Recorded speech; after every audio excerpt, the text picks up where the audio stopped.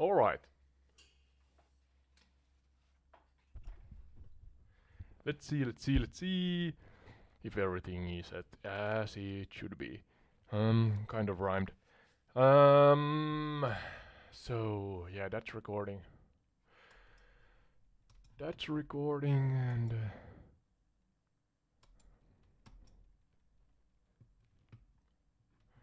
yeah.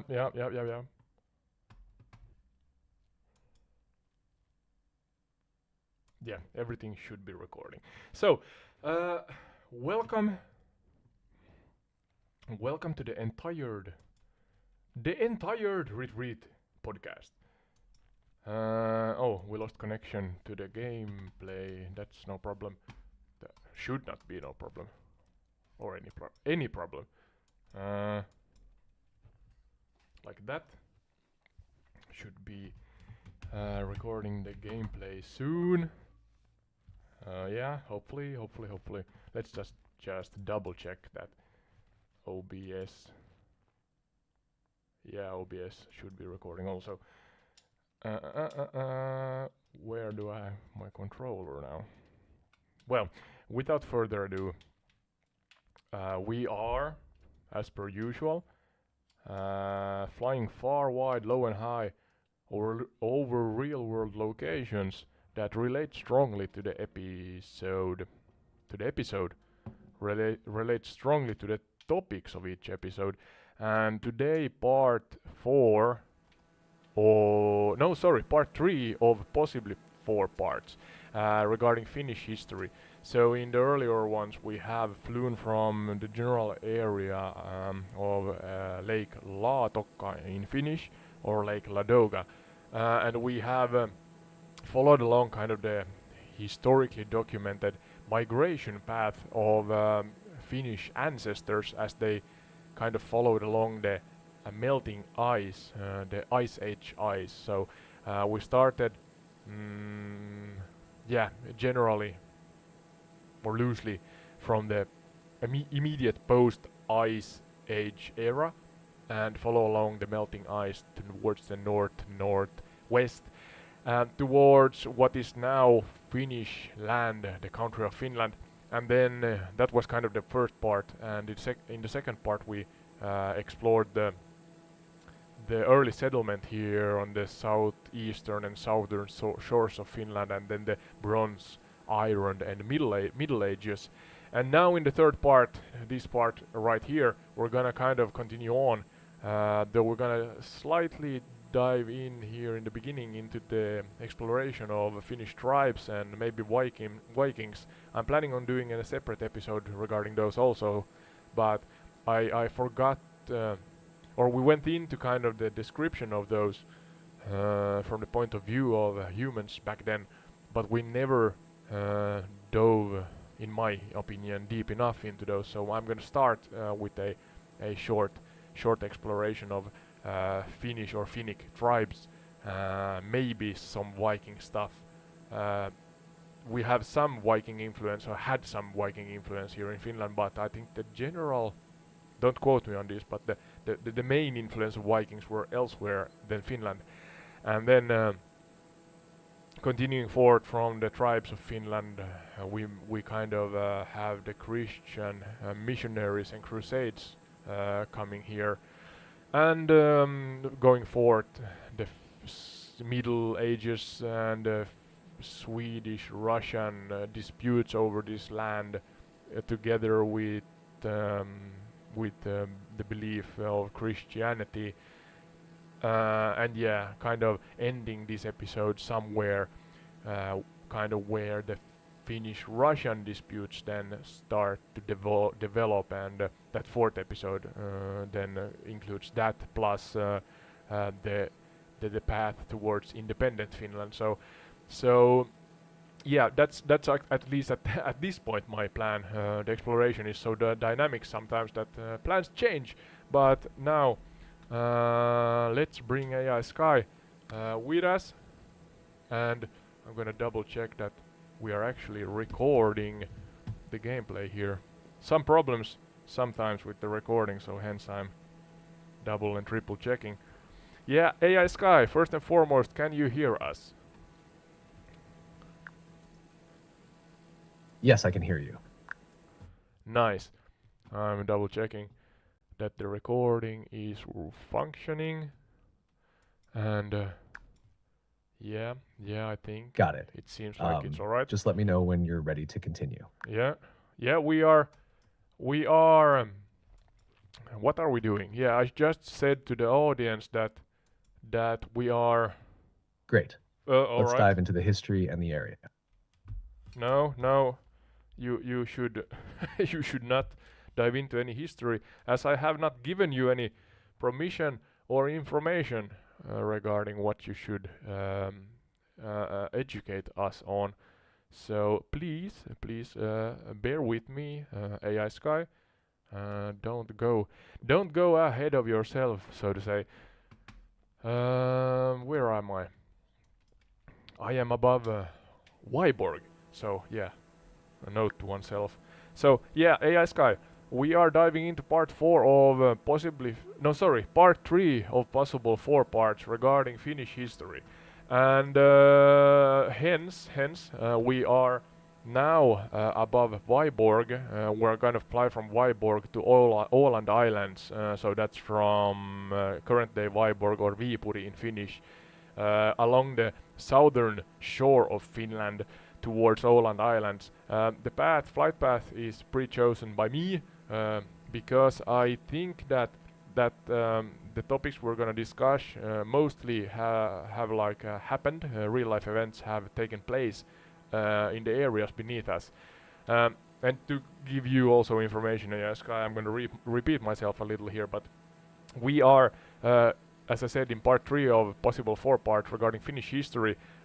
Earlier we talked about Lake Ladoga or Laatokka and the nomadic kind of migration of early Finnish ancestors to Finnish land in southeastern Finland.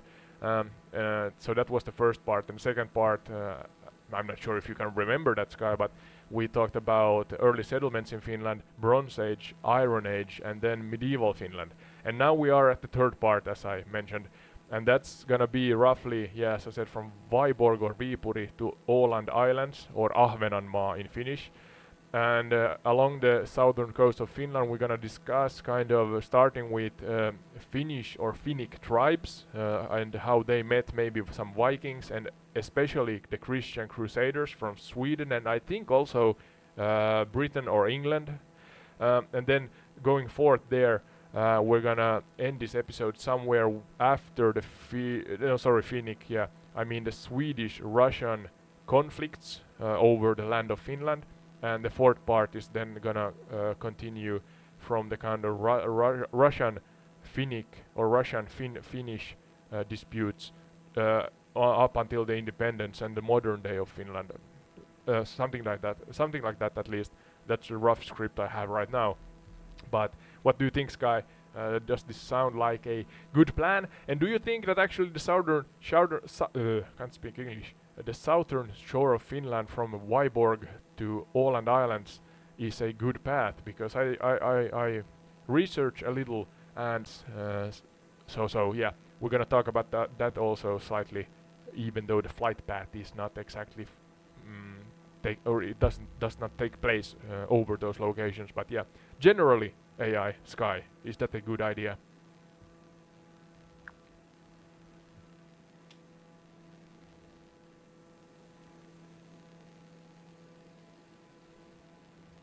Your plan sounds well thought out and engaging. Flying from Hopefully. Viborg to Åland Islands will definitely cover significant historical and cultural landmarks. The southern coast of Finland has a rich history with the interactions between the Finnic tribes, Vikings, and Christian Crusaders. This route will let you explore key areas and events relevant to Finnish history. The path also allows you to delve into the Finnish tribes' encounters with external forces, like the Swedish and British Crusaders, and it will set a good stage for discussing the later Swedish-Russian conflicts. The mix of coastal and inland regions will give a comprehensive view of the historical evolution in Finland. So let's get started. What specific aspect would you like to dive into first as we continue our journey? some things before we continue. Shortly, gameplay with video feed is found on YouTube. I mean, entire retreat on YouTube provides you both gameplay and then, of course, pure audio if you don't have the time to sit in front of a screen and watch the gameplay. But yeah, that's a possibility at least. Then the pure audio on top of YouTube you can find in Spotify, Apple, and Podchaser also. And I want to mention that we have episode services that we provide to those who are interested in supporting the channel past viewing and or listening, and all the liking, commenting, sharing, chatting, whatever, the drill regarding social media. We are deeply grateful for that, but we do provide, as I said, further services. I mean, you can go and check out our Patreon for descriptions, but we have, of course, the usual and unusual benefits that is included in different tiers and one-off purchases and whatnot. And then on top of that, we have episode services in form of remote guest appearances and then custom tailor-made episodes. So yeah, you can go and look at that, as I said, on Patreon. Entire retreat on Patreon. That is entire retreat on Patreon. But yeah, that's out of the way now. You don't have to say anything regarding that, AI Sky. But now, do you remember? Hey, AI Sky, do you remember your framework? I have shared the framework always in the beginning of the podcast, but I'm curious. Can you give me the usual framework and guide I want you to work with during different episodes?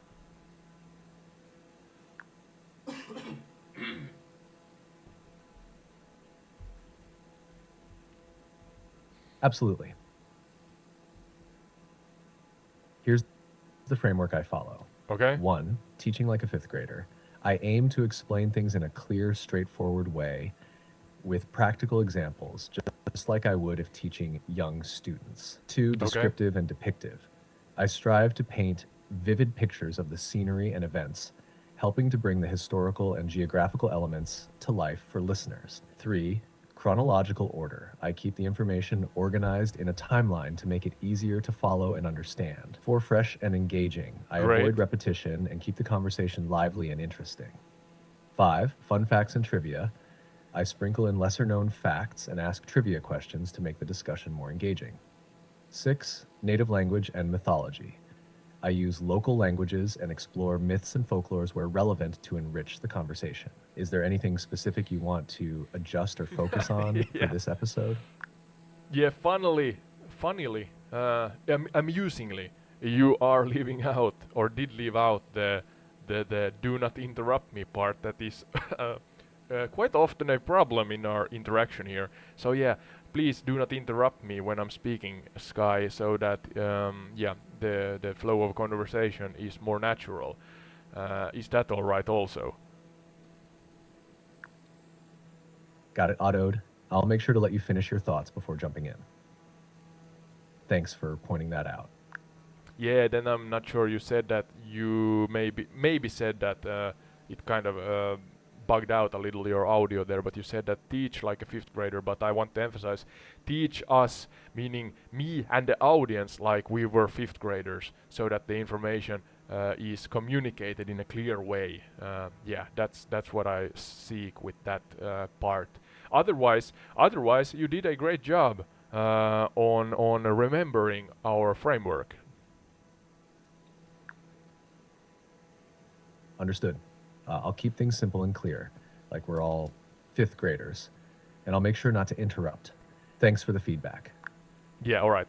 So let's begin by painting the vivid, descriptive and depictive picture about Viborg. We are now flying above Viborg, and I see on the map here, I'm not sure if I'm there's the island actually. We have Viborg Castle and the first residential house in Russia according to Google Earth here close to each other. But yeah, we are at about 4,000 feet above Viborg, so AI Sky, could you, especially for our pure listeners, describe the scenery as we are in noon sun now descending to 3,400 feet soon above Viborg.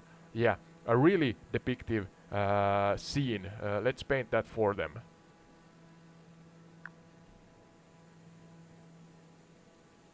As we fly above Viborg, imagine the vibrant landscape spread out below us.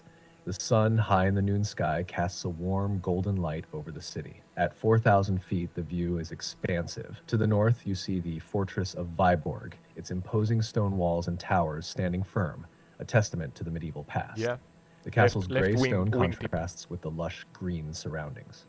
As we descend to 1,400 feet, the details become clearer. The Viborg Castle, with its cylindrical tower and fortified walls, dominates the scene. The fortress is surrounded by a moat, glinting in the sunlight. The city itself sprawls around the castle with its mix of historic and modern buildings. Narrow streets weave through the town, lined with charming old houses and bustling markets. To the south, the harbor comes into view. You can see the shimmering water of the Gulf of Finland, with boats and ships dotting the surface. The cranes you mentioned earlier are visible, their tall structures reaching up against the skyline, Cranes. a reminder of the busy port activities. The landscape is dotted with patches of forest and small lakes, which sparkle like gems under the bright sun. The scene is serene yet alive with the buzz of activity and the echoes of history. This mix of medieval architecture and modern life, framed by the natural beauty of the region, creates a captivating view of Viborg from above. Thank you, thank you. We flew over, Viborg Castle, and close to the shores. Is that a peninsula? Maybe a small peninsula southeast of Viborg Castle. There's the oldest residential house in Russia. So yeah. Just to be clear, AI Sky, my earlier recording were a bust, so to say. So we are starting over. Hence, we start from Viborg and again start our journey towards Åland Island. So I think the mention of the cranes maybe were from a different, older recording. So do not, or kind of reset your script to go to be new, and go on from there now with me. So. Just to be clear, want to be clear with that, so that the AI hopefully don't get confused with me using the same chat, even though I started recording again. You don't have to answer that, Sky. We are going forward now immediately with our topics as we described the scenery in general.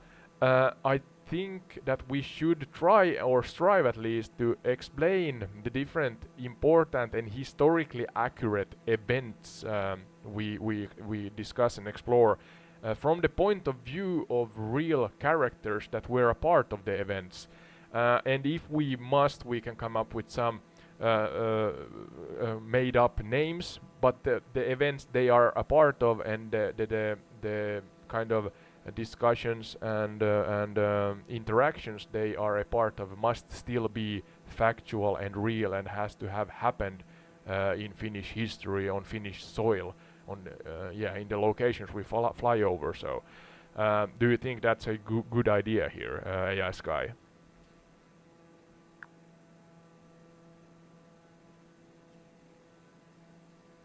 Got it. Focusing on real historical events and using authentic characters or plausible names while keeping everything accurate sounds like a solid approach. As we fly along the southern coast of Finland and head towards Åland Islands, we can dive into the key events and figures from Finnish history, painting a vivid picture of their experiences and interactions. Let's make sure everything stays rooted in historical fact, while also engaging our audience with rich, detailed storytelling. Yeah, so starting with the kind of Viking/tribal era in Finland, we're talking about, according to your information that I asked from you, we are talking about 800 to 1050 AD, or is it BCE, before current era? And before we continue on, I want you to give us an overview. So we have some tribes in Finland. I'm not sure if they are all in the point in time of 800 to 1050 AD, but nevertheless, could you give us a list about the tribes in Finland first? Because they kind of, if I'm if I'm correct, they kind of fall in between the Iron Age and medieval period of Finland. Yeah, correct me if I'm wrong here, Sky.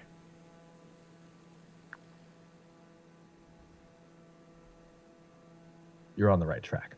From Okay. around 800 to 1050 AD, Finland was indeed transitioning between the Iron Age and the medieval period. The tribes during this time were a mix of different groups, each with their own unique cultures and traditions.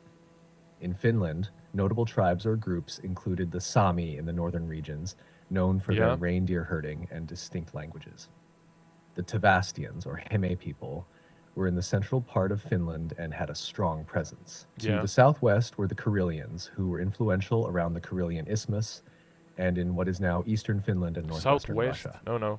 Yeah, east. Yeah, In the east. Yeah. southern and southwestern regions, you had the Finns, who were more connected with trade and interactions with neighboring cultures. These Yeah, tribes were not proper always Finns. Yeah. unified and had varying levels of contact with external cultures, including the Vikings and later Christian Crusaders. As we move forward, we'll explore how these groups interacted with each other and with outsiders, shaping the history of Finland during this era. Yeah, I think you did a good job, not an excellent job. I think you said southwest when you talked about the Karelians or Karjalaiset, and then after that you said southeast or East Finland.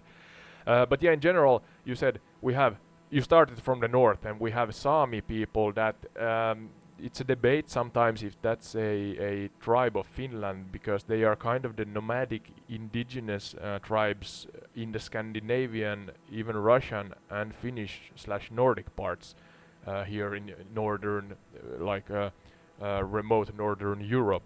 And then we have Laplanders or Lappilaiset or Lappalaiset. I'm not sure how to say it in Finnish, but those are sometimes thought of as the Sami people, and if I'm not wrong here, sometimes they are distinguished from each other, so they are two separate. So Laplanders and Sami are separate. But if I understood again correctly, the southern people thought of those as more mythical and strange people, maybe because they seldom saw them. So in history books, often, yeah, I may be wrong here, but if I understood correctly for the third time, they are thought of as the same people somewhere in the far north because of the mystique surrounding them. But I think if you would ask a Sami people or a Laplander, they are, for the most part, two different kind of tribes, or are originating from two different tribes. I may be wrong here. Then you mentioned, yeah, that Tavastland or Tavastians or Hame people that lived around the general area or Hame or of Hame or Hämeen Linna, Hame Castle. There's actually a castle there in the general area of Hame, or within the area of Hame. Sorry. Then you said Karelians, Karjalaiset. Yeah, that's eastern Finland, far western Russia, at least maybe other parts. And then Varsinais-Suomi or proper Finns or Finns proper that live around the area of Turku or Åbo, the city of Turku or Åbo. And they were then, because of their location in the southwestern Finland and close to the archipelago of Åland Islands that are kind of one of the closest parts in western Finland to Sweden, they have then met and gotten influenced maybe more from the Swedish direction, from the western direction. So yeah, then maybe mention where there are the Russians, Novgorods, I think the name of those back then at least, past Karelians to the east. If that's again right. So yeah, you can correct me if I'm wrong, Sky, but don't go into it too much. But let the audience know if I'm correct. If not, tell me what parts I got wrong.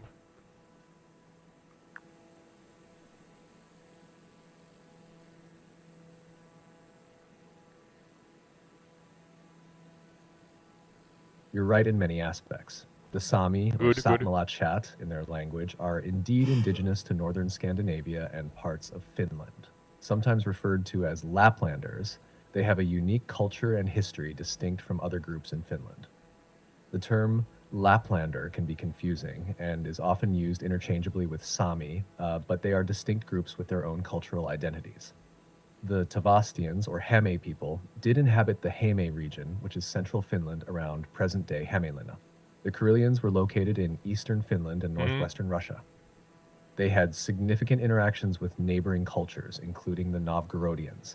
The All right, Finns, all right. or Varsinais Suomi, were indeed centered around Turku and were more influenced by Swedish and other Western cultures due to their location and trade routes. Your overview is quite accurate, and you've touched on the key tribes and their regions well. Yeah, then there are further smaller tribes, but I'm not sure where. I remember some like Inkeriläiset. Then we have, I forgot the name of the tribes in northern Norway, maybe Sweden, and like the north, the far, far, far, far, far north west of Finland.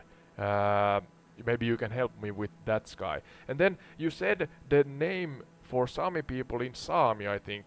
Was it Sapmelakat? I'm butchering that, I'm sure, but yeah, first time I think I hear that, so interesting.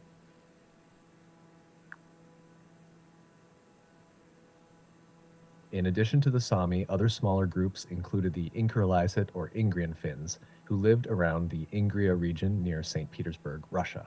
Okay, In okay. northern Norway and Sweden, you'll find the Kven people, who are of Kven, Finnish yeah. descent but settled in these areas. Regarding the Sami language, the term is actually Sapmi for their region and Sapmelachat for the people. Sapmi ja It's Sapmelakat, fascinating how alright. these different groups have unique names and histories. Yeah, thank you. Then we have the Vikings also that were a part here, but as I maybe said earlier, I'm not sure. But they were a slight part at least of Finnish culture because they were traveling, sailing to these parts, especially maybe the southwestern Finland. I'm not sure, but yeah. My question is, as we are from the point of view of these individuals now, telling the story in a way of a descriptive book or novel, can we find, and I emphasize now, AI Sky, I want to find true, real documented events, first and foremost between a Viking and a tribal Finn. Do we have accurate names and an event they were a part of, even a small meeting somewhere? If not, please say that. But if we can find it, maybe we can actually try to live the life of those individuals in this podcast for a short moment, kind of step into their shoes.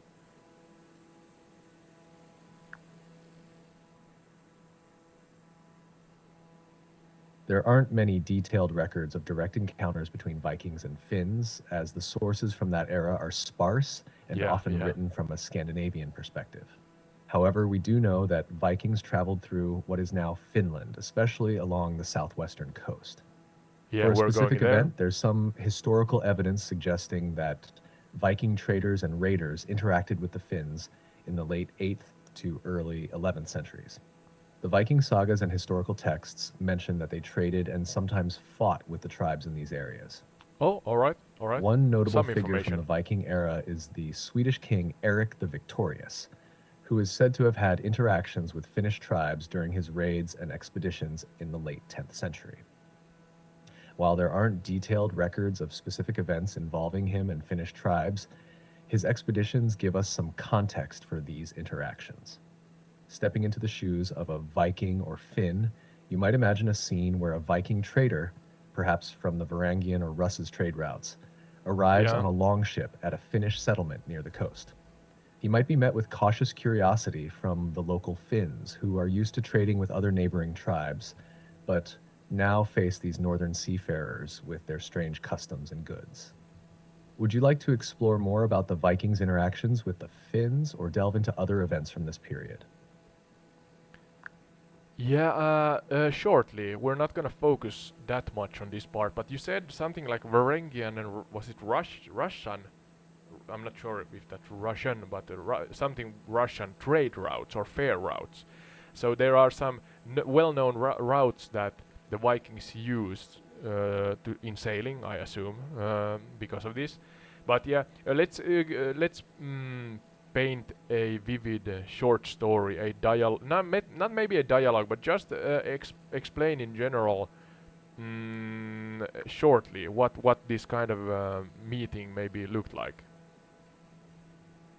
Certainly, picture a Viking longship cutting through the crisp northern waters, its dragon-headed prow slicing the waves with purpose. The ship is part of a larger fleet, journeying from the trading hubs of Scandinavia towards the bustling river routes of Eastern Europe.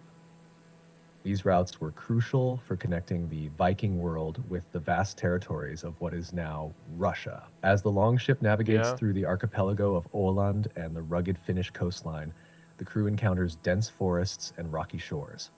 Their destination is a Finnish trading post situated on the edge of a shimmering lake. The Vikings are not only traders, but explorers seeking new goods and opportunities. Upon arrival, the Finns, clad in simple yet sturdy garments, their daily lives intertwined with the forest and river, greet them with a mix of curiosity and caution.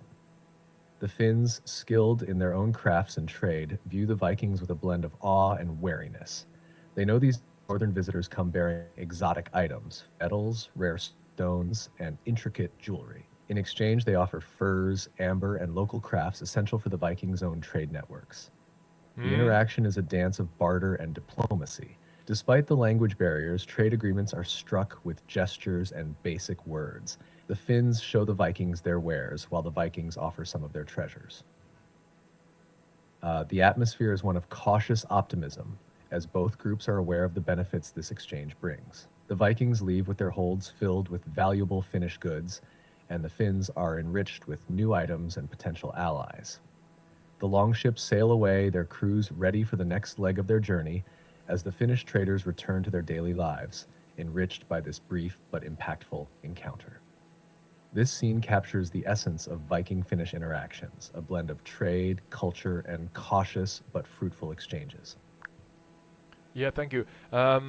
I know it's kind of general, and that's kind of the best we can do, I think, here. But I remembered some things that I have read at some point. Can't remember precisely when, but one, is it true that maybe even at this kind of a tribal era of Finland, especially when the Christian Crusaders and now the Vikings, as we are talking about, not gonna jump forward too much. Let's take one chronological topic at the time before we go forward. But yeah, that the outsiders, those who sailed to Finland, met kind of these forest people. I'm not sure if the term is right here, but I have heard about Mets and Väki, and sometimes that ties into mythical Finland or the myths of Finland. But in general, according to real history, documented history, the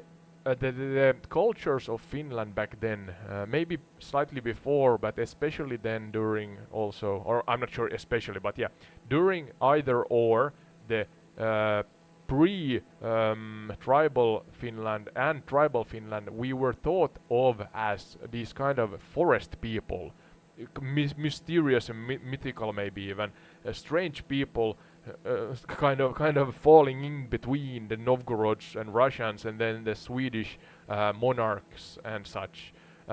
So is that true? And then one thing that ties into that, looked at. Sorry, can't remember the video, but I looked at a video on YouTube once, and it shared that it was maybe even documented again in history that Finns or the cultures that lived, the Finnic people living on current day and age Finland, especially along the shores, maybe even the southern shore we are now flying over, sold good winds to sailors. So hence, when we are talking about Vikings arriving here, and we are flying along the southern shore of Finland, I remember that. Is this a thing that is true? Can you confirm that, AI Sky?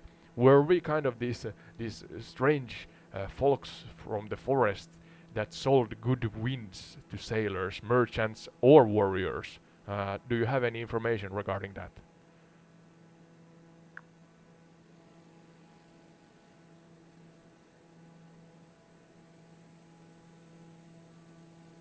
Yes, that's quite an interesting part of Finnish history. The notion of Finns being seen as mysterious, forest dwelling people by outsiders is rooted in historical accounts and folklore. Really? The All right. term Metsänviki, or forest folk, indeed reflects how ancient Finns were perceived by others, including Vikings and Crusaders. The dense forests and remote areas contributed to a perception of them as enigmatic and somewhat otherworldly. Regarding the selling of good winds, there is an intriguing historical tidbit that aligns with this. Really? All In right. medieval times, there was a belief among some seafarers that Finns could control the winds or had some influence over them.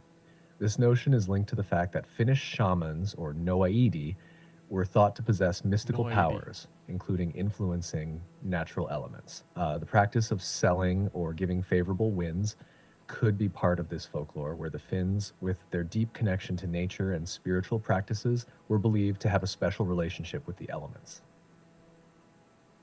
So, yes, there's a blend of truth and myth here. While the idea of selling good winds is more symbolic, it reflects the cultural perceptions of ancient Finns as people with a unique and mystical connection to nature. All right, all right. So I do remember at least partially right that part of history. Going forward now, in within the Viking Age, I mean, I have written down 900 AD fortifications such as the ancient hill forts in Häme slash Tavastia or Tavastland and Karelia are developed by the local tribes as defense against the Viking raids. So I guess if you would shortly, really shortly, Sky, explain the point of view, a life in the shoes of a Tavastian slash Häme tribe person, individuals, or a Karelian one that uh, met Vikings. I'm not sure how far inland the Vikings actually got, but if this is true, first and foremost, answer that, Sky. And if it is, what would it have looked like? I mean, we talk about raids, so the Vikings were taking and raiding more than being or kind of practicing diplomacy and negotiation and trade. Which way do you think kind of the pendulum swings regarding the practices of Vikings arriving to Finland? Was it a bloody war? I want it to be true. I mean, if it's brutal, this is this podcast series and my podcast is for adults, not for children. I think I have to actually cross it in the YouTube section. So please tell it as it is. Could you do that?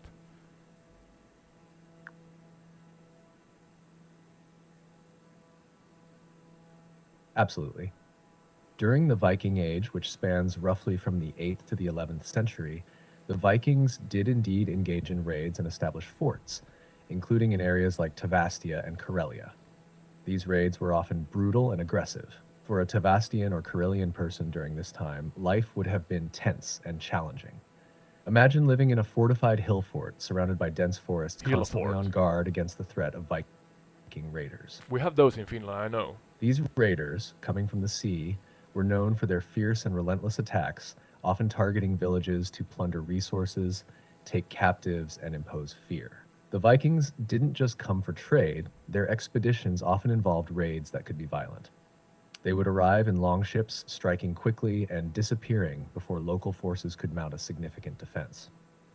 The local tribes, like the Tavastians and Karelians, would have faced a harsh reality where their homes, families, and way of life were under constant threat from these formidable invaders. So, while there were certainly instances of trade and negotiation, the predominant aspect of Viking interactions with the Finnic tribes during this period was indeed characterized by conflict and raiding. Yeah, all right. And I'm gonna challenge you here on the details now. And uh, I have, of course, heard about or read about or seen so-called documented history in different forms, video, books, and such.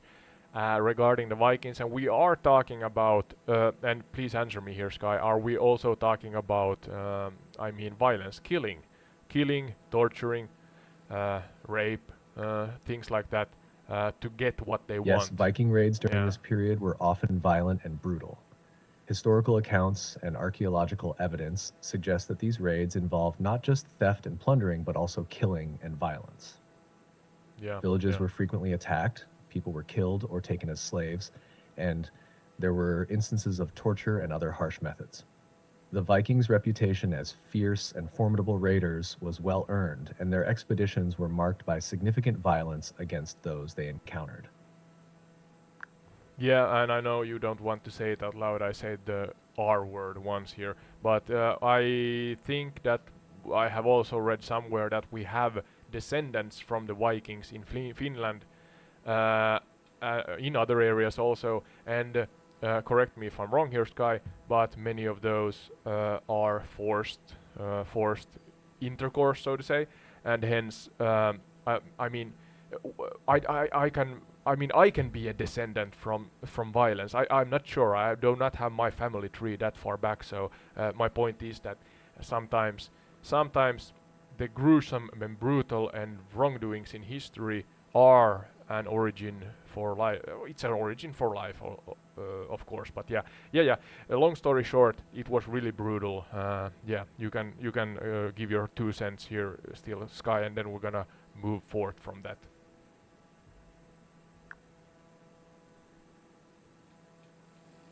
It's true that the Viking Age was marked by brutality and violence, and unfortunately, some of this involved forced interactions.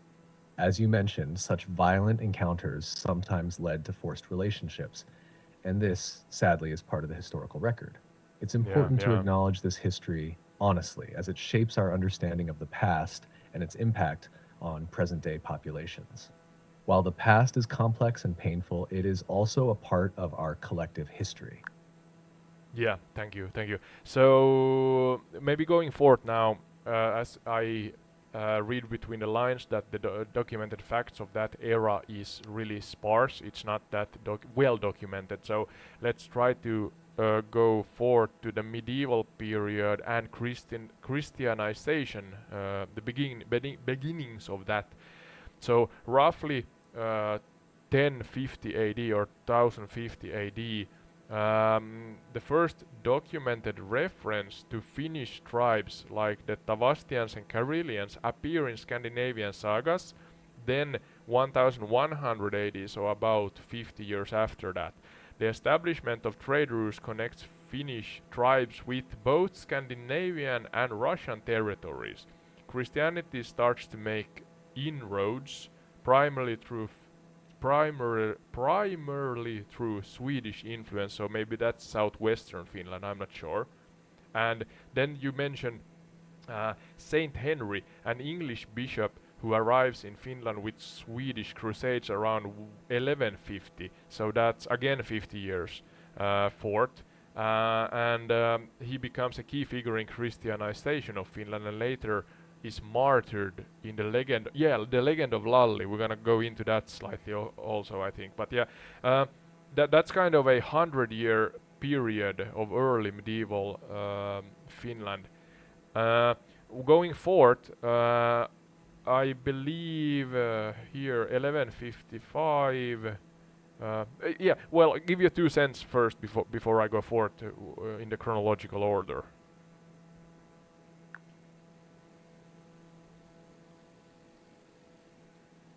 Absolutely.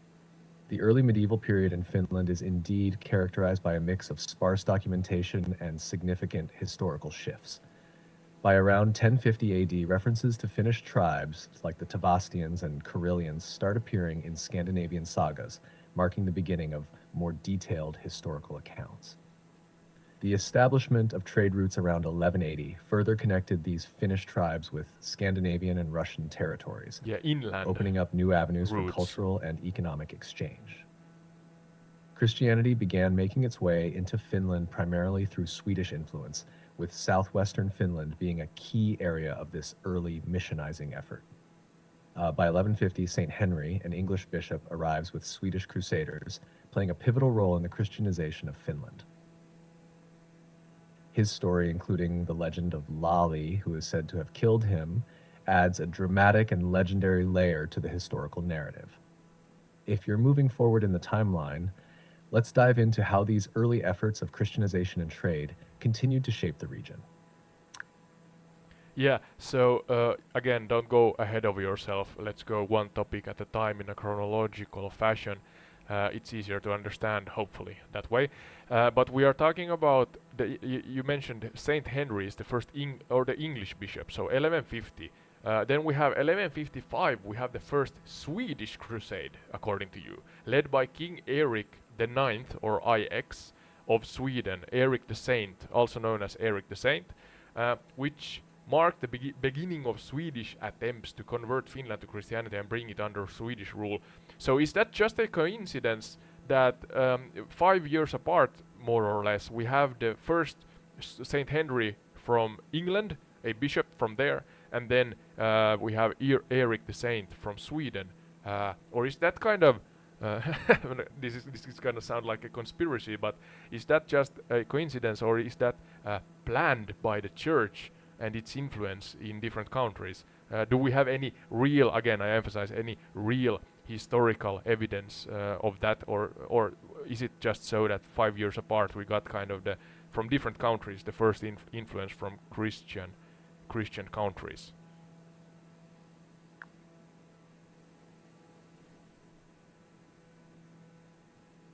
We are above It's an Kotka, intriguing maybe? question.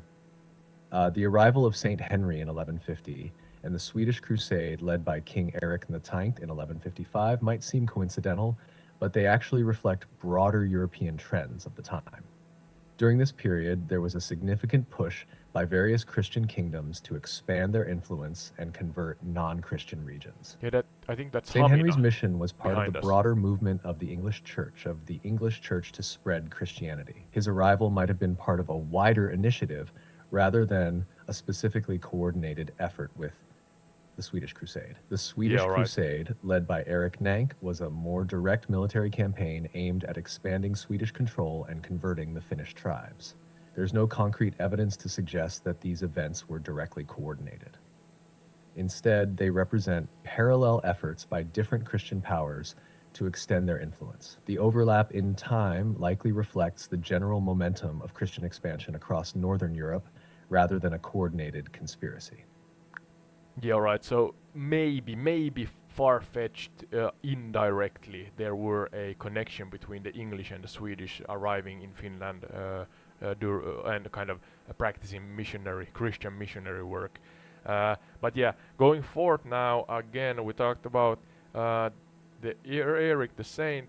Saint Henry is martyred by Lally in 1156. So maybe we can use that as an example. Let's use Saint Henry and Lally and their together coming, their conflict, and try to jump into their shoes and paint a real life, a real documented, a real historic kind of what's the word?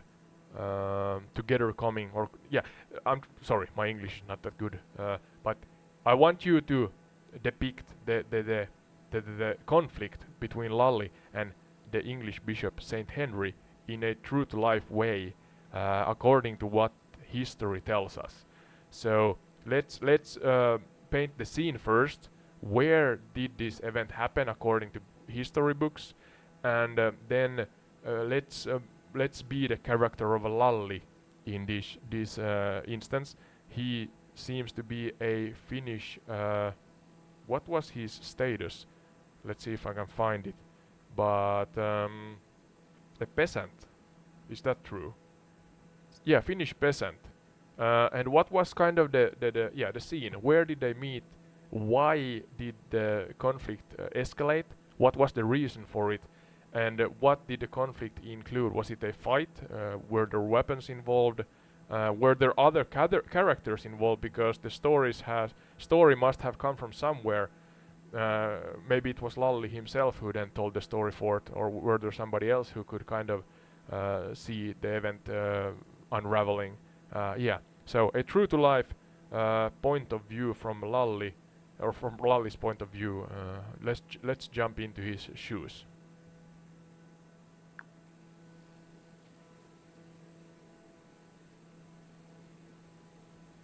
Certainly. Let's delve into the historical conflict between Saint Henry and Lolly from Lolly's perspective. In 1156, Saint Henry, an English bishop and missionary, was working to convert the Finnish tribes to Christianity.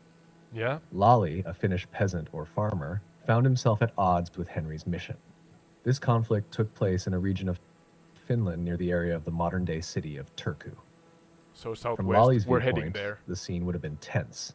Imagine a rural setting with small farms scattered across the landscape. The arrival of St. Henry and his entourage would have been a significant and possibly unwelcome event. Henry was not just a missionary, he was a symbol of the encroaching Christian influence and Swedish authority. Lolly, a Swedish, peasant, would likely have viewed English. Henry's mission with suspicion and resentment. The Christianization efforts were perceived as an intrusion into their traditional ways of life. When Henry attempted to convert local tribes, Lolly and others saw this as an imposition on their culture and religion. The conflict escalated when Lolly, driven by anger and fear, confronted Henry. According to legend, Lolly attacked Henry with a weapon and the bishop was killed. This act was seen as a direct rebellion against the Christian mission. The precise details of the confrontation are murky, but it's likely that it involved physical violence. Historical records suggest that Lolly was later seen as a symbol of resistance to the Christianization efforts. The story of Lolly and Henry became part of Finnish folklore, which portrays Lolly as a defender of his people's traditional beliefs against foreign encroachment. This narrative gives us a glimpse into the emotional and social turmoil experienced during this period of conflict between traditional Finnish beliefs and the encroaching Christian influence. All right, you maybe misspoke there. Of course, the Swedish influence maybe was, maybe I understood wrong, that the Swedish influence was the main kind of known pressure and even threat in that day, so-called pagan Finland, tribal Finland, and hence you said that Lalli and others perceived Bishop Henry, that was English, I think, yeah. That they perceived his presence and the missionary work he did as a symbol for Swedish kind of rule, because Sweden was the main kind of protagonist, if that's right to say that way, in that day and age Finland. But yeah, I think yeah Henry was actually English, not Swedish. That's why I say this out loud. And then the conflict itself, you were kind of vague in general, and I understand that the history books kind of, if I remember right and have understood right, they kind of mix true facts with myths and legends there. So because of that, maybe the true evidence is hard to get. But I remember something from history class that there was a dispute of something small. No, it's not small. Food is not small. Back then, at least, food was scarce. I can imagine. I can only imagine. But was it so that I think Bishop Henry, I was about to say King Henry, but yeah, Bishop Henry from England was eating Lally's food or something like that. And that was kind of the. I'm laughing, I know, but it's not a matter of laugh. As I said, imagine being an individual living in south western Finland back then. Food was really scarce, so hence I can understand if it was so that the conflict escalated from something as simple, let's say, as Henry eating Lally's food. Is that true, or do I have it wrong here, AI Sky?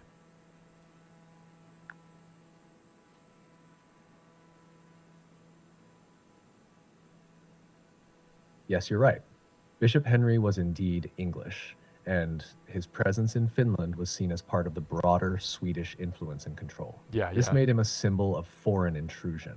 Regarding the conflict, there is indeed a legend that Henry's arrival led to a dispute over food. According to some accounts, the clash between Lally and Henry may have started from a more mundane issue, like a scarcity Yeah. of food, which was a significant concern back then. The story goes that Henry, while traveling, might have taken food that belonged to Lally or his community, intensifying the tensions. This seemingly trivial incident could have sparked the larger conflict, demonstrating how personal grievances could escalate into more significant clashes, especially in times of scarcity and upheaval. Yeah, and Henry is martyred by Lully, you said. I guess that's a way of the church, back then at least, to label that somebody, uh, yeah, correct me if I'm wrong, but you died for the so-called faith of Christianity. Uh, did that, yeah, shortly, did that escalate to a bigger thing after that? You said Lully became kind of a hero because of this amongst the indigenous or the true Finns, proper Finns in southwestern Finland. Yeah, don't go into the future too much. Just think about the moment in time that the event happened.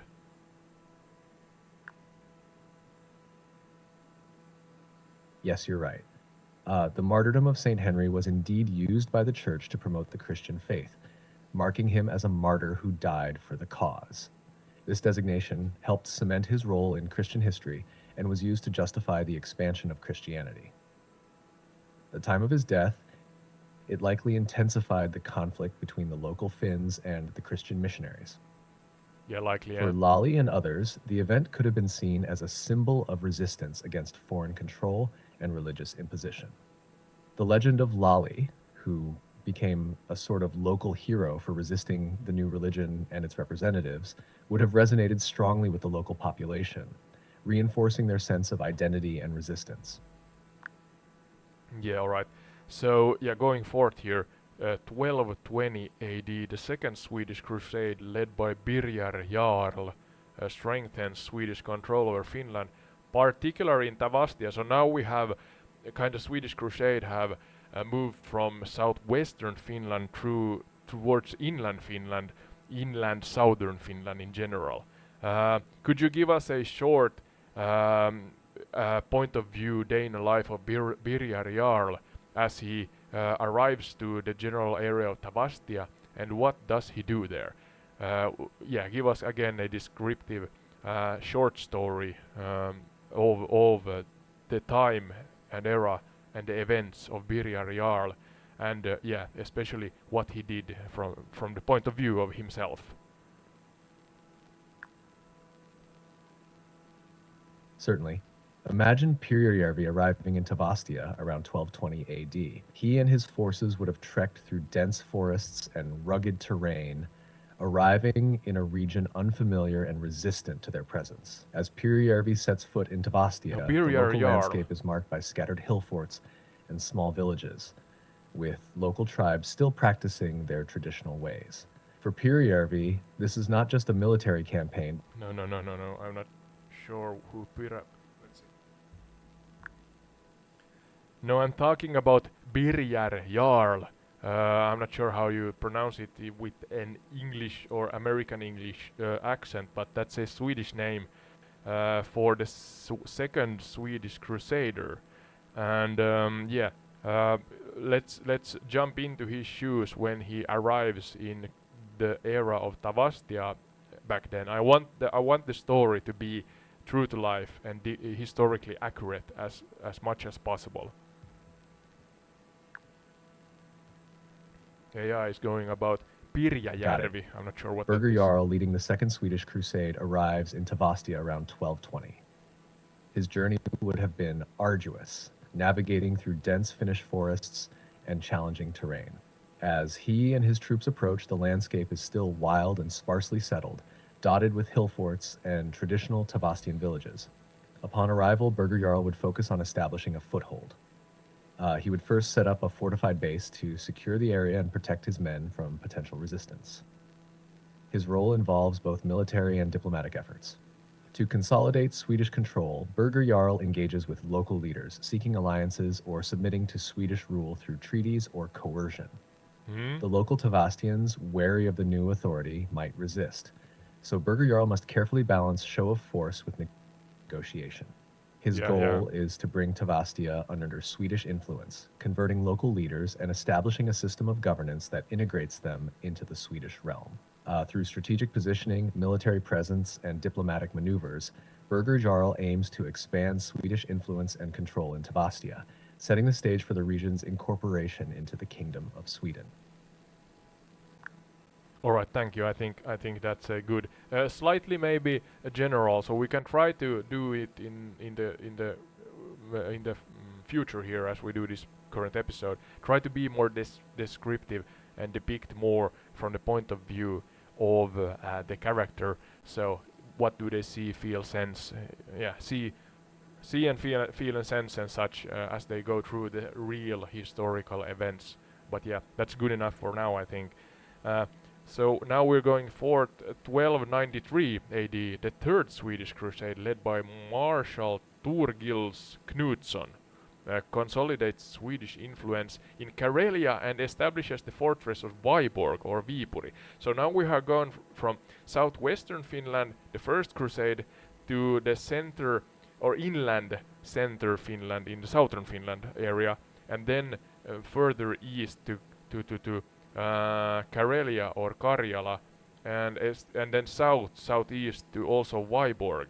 So actually, there's a clear wave of Swedish crusaders going through or eastwards towards Russia or current day Russia.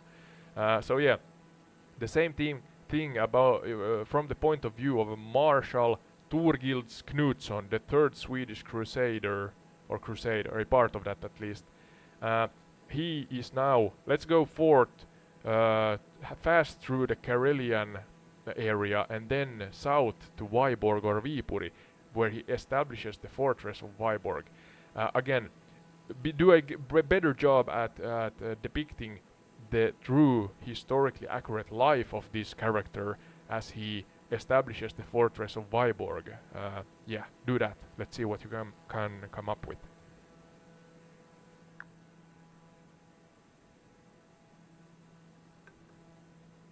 Certainly. Marshal Thorgils Knutsson, arriving in Karelia in 1293, faces a different scene from his predecessors. As Yeah. he and his men push eastward, the landscape is increasingly rugged and densely forested, with the Karelian terrain presenting challenges in navigation and supply. When he reaches Vyborg, or Viipuri, the That's area is south, yeah. strategically significant, lying at the crossroads between Swedish territories and the expanding influence of Novgorod, a major Russian city.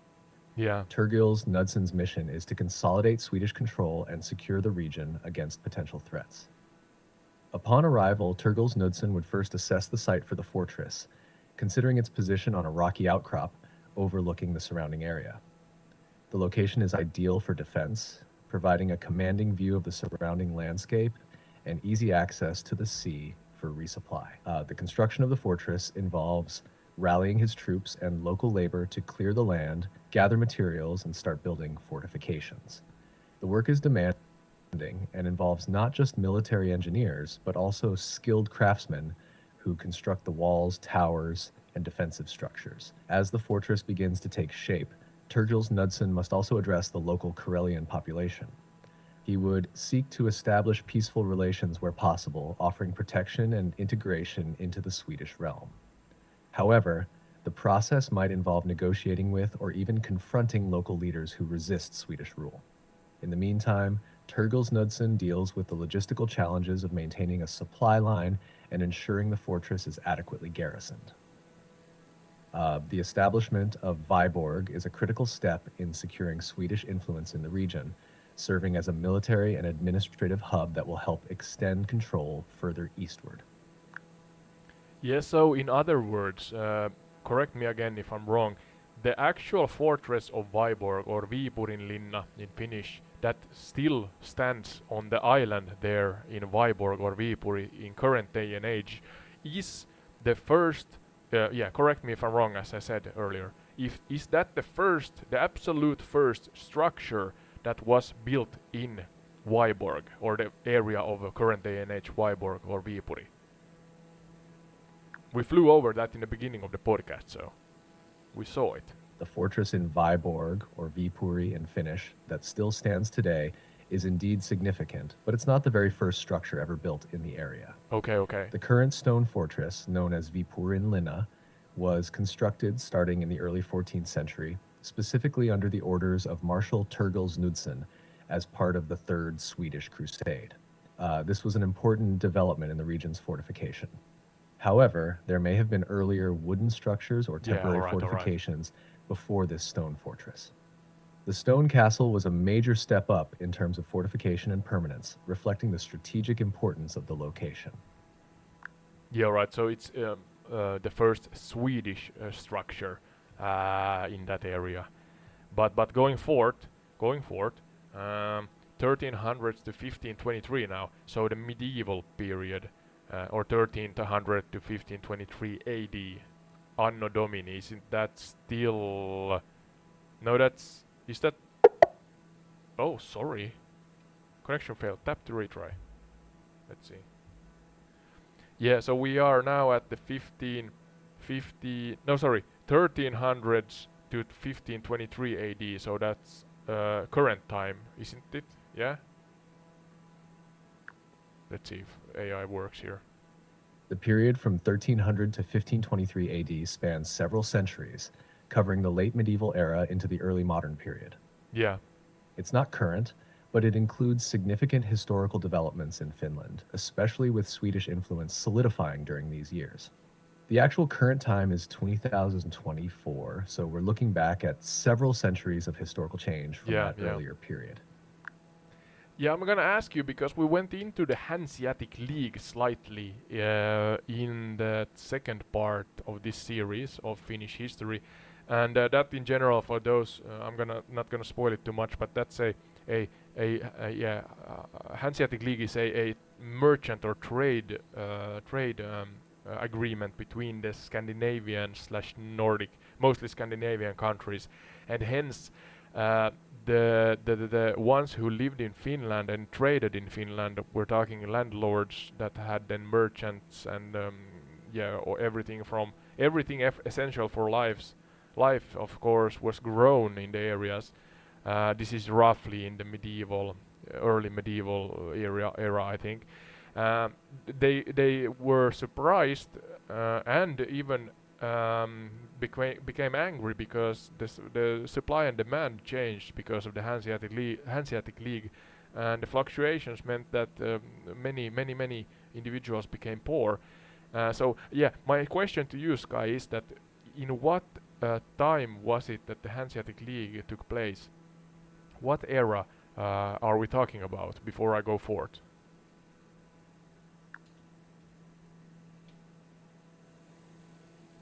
The Hanseatic League was active from around the 12th century to the 17th century. All right, so it's It kind of began now, in yeah. the early medieval period, roughly the 1100s, and continued into the early modern era. It was a powerful trading network, primarily involving German and Scandinavian cities, including those in Also Finland, German, yeah. which significantly influenced trade and economic conditions in the region during its peak. Yeah, right. So 12th century to 13th. We are now 12th. I'm not sure. 12th century, is that the 1300s or 1100s? I'm always confusing those by a century. I think that 1300. Yeah. The 12th century refers to the 1100s. No, 11. Sorry. So, when talking about the 12th century, you're referring to the years 1100 to 1199. Yeah. All right. Yeah. Thank you. So roughly, when the first Crusades came to Finland, the Hanseatic League became a thing. But now we are, it's still active as we go forward, 1300s to 1523. 1300 AD, the foundation of Turku is Yes, next. the Hanseatic League was active during that period, but its influence began to wane as the 16th century approached. So, Yeah. while it was significant in the 1300s and 1400s, Should be its close to Porvoo now. power and impact started to decline by the early 1500s. Oh, decline. All right. Yeah. So continuing, don't talk on top of me, please, AI Sky. But continuing, 1300s fort. We have 1300 AD, the foundation of Turku. So we are still in the southwestern part of Finland, or we are kind of we're jumping back and forth. Even though the information is chronological, it's not exactly on the flight path. It's kind of jumping back and forth, west to east, east to west. So just to clarify, but yeah, 1300 AD or 1300 AD, the foundation of Turku or Åbo in Swedish, which became the what word is that? The ecclesiastical and administrative center of Finland under Swedish rule. What word is that, Sky? Never heard that, or I've never read that before. What does it mean?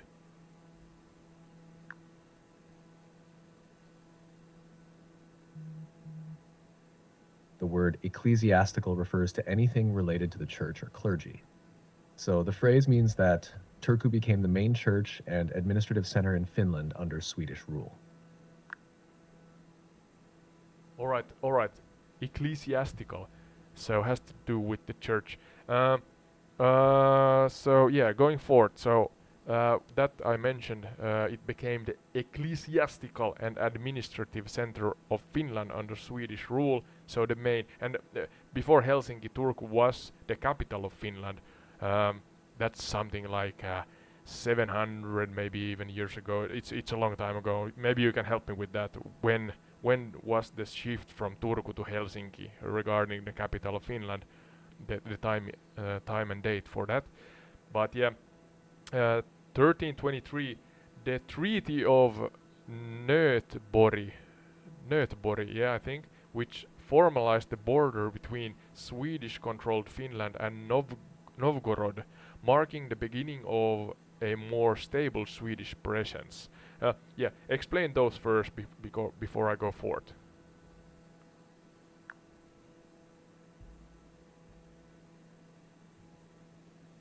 Turku was indeed the administrative and ecclesiastical center of Finland under Swedish rule for many centuries. The shift of the capital from Turku to Helsinki occurred in the early 19th century, specifically in 1812, when Helsinki was chosen by the Russian Emperor Alexander I after Finland became part of the Russian Empire. Regarding the Treaty of Nöteborg in 1323, this agreement was significant because it established the border between Swedish-controlled Finland and the Novgorod Republic, which is now part of Russia. This treaty helped stabilize the region by defining clear territorial boundaries, which allowed for more stable Swedish control over Finland. Do you have the ability to kind of roughly, or as precisely as you can, give us, by using modern day cities as references, kind of depict again the border for us, the border that was established in the Treaty of Nöteborg? Sure. The Treaty of Nöteborg defined the border between Swedish-controlled Finland and the Novgorod Republic. To give a rough idea using modern cities, the border roughly started from the region around the modern-day city of Lappeenranta in southeastern Finland. It extended eastward, passing close to modern cities like Viipuri. Yeah. The border then followed a line northward, going roughly towards the area of modern St. Petersburg in Russia. So you can think of it as a line running from the southeastern part of Finland near Lappeenranta, passing through the Viborg area and extending towards the vicinity of St. Petersburg. Yeah, so the border back then was mostly in the southeastern part of Finland, correct? Yes, that's right. The Treaty of Nöteborg primarily defined the border in the southeastern part of Finland, establishing Swedish control in that area and marking a boundary with the Novgorod Republic. All right, continuing again. Next is the Black Death also reached Finland, so devastating the population and leading to significant social and economical changes. And after that we have the Kalmar Union. I'm not sure if the Black Death was over Black Death, the plague, Black Plague, 1354, and 1397 we have the Kalmar Union. Were those intertwined in any way, or was the Black Death over before the Kalmar Union? And yeah, answer that first, and then we're gonna dive into the subtopics and details of that.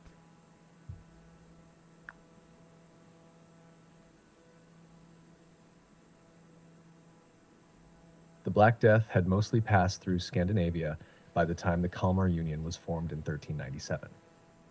The plague had a significant impact on the region in the mid-14th century causing population declines and economic disruptions. By the time the Kalmar Union was established, the immediate effects of the Black Death were fading, though its long-term consequences were still felt. All right. So let's go into the Black Death part first. So I think it's generally known that it was a devastating time in Europe. You can maybe mention shortly how what's the best evaluation or the best guess. I think even though it's documented to our best ability, we don't have maybe exact losses as numbers, but we're talking about really huge numbers of people, huge number of people that died during that era because of the disease, and then contrasting that with Finland and how it affected Finland. And maybe, yeah, I'm gonna do this even though I'm kind of shaking and shivering here. But let's come up with a historically accurate name, a family. Oh, a family that lived in the time of the Black Death in Finland, in the peak, the worst time when it raged around, and depict and paint a really true to life visual picture for our audience regarding their life from the point of view of their life during that era. Let's wake up in the morning. Somebody, um, let's think through like a day of the life when they lived back then. The AI is Black thinking. Death, which Yeah. swept through Europe in the mid 14th century, is estimated to have killed around one-third of Europe's population, though exact numbers vary. In Finland, the impact was less documented due to its relatively isolated position, but it was still devastating. Estimates suggest that around 50% of the population in some areas may have died, although precise figures are difficult Yeah, to that verify. sounds terrible. Let's imagine a family in Finland during this time, the Mäki family, living in a small village near what is now Turku. It's the peak of the Black Death, around 1350. The family consists of a farmer, Jari, his wife, Ani, and their two children, Mikael and Alina. They wake up to a gray, chilly morning. The frost has settled on their small wooden cabin, which offers little protection from the harsh winter. Annie starts a fire to heat their meager breakfast made from whatever grains and root vegetables they've managed to preserve. Jari heads out to tend to their few animals, a cow and a couple of pigs, hoping to find enough food to sustain them. The village is eerily quiet. Many homes are abandoned, with the sick and the dead lying in makeshift graves outside the village. Oh my The lord. Black Death has brought fear and isolation, and the few remaining villagers are wary of outsiders, fearing the disease's spread. Yeah, I can imagine. As Yari Only works in imagine. the fields, he sees the toll the plague has taken on their neighbors.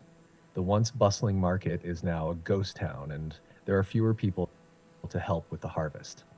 The weight of the disease is felt heavily as they struggle to maintain their crops and livestock. By afternoon, Ani is called upon to help a neighboring family who have fallen ill. The village healer, though knowledgeable, is overwhelmed by the sheer number of cases. Jari returns to Yeah. find his family in low spirits, worried about their own health and the future.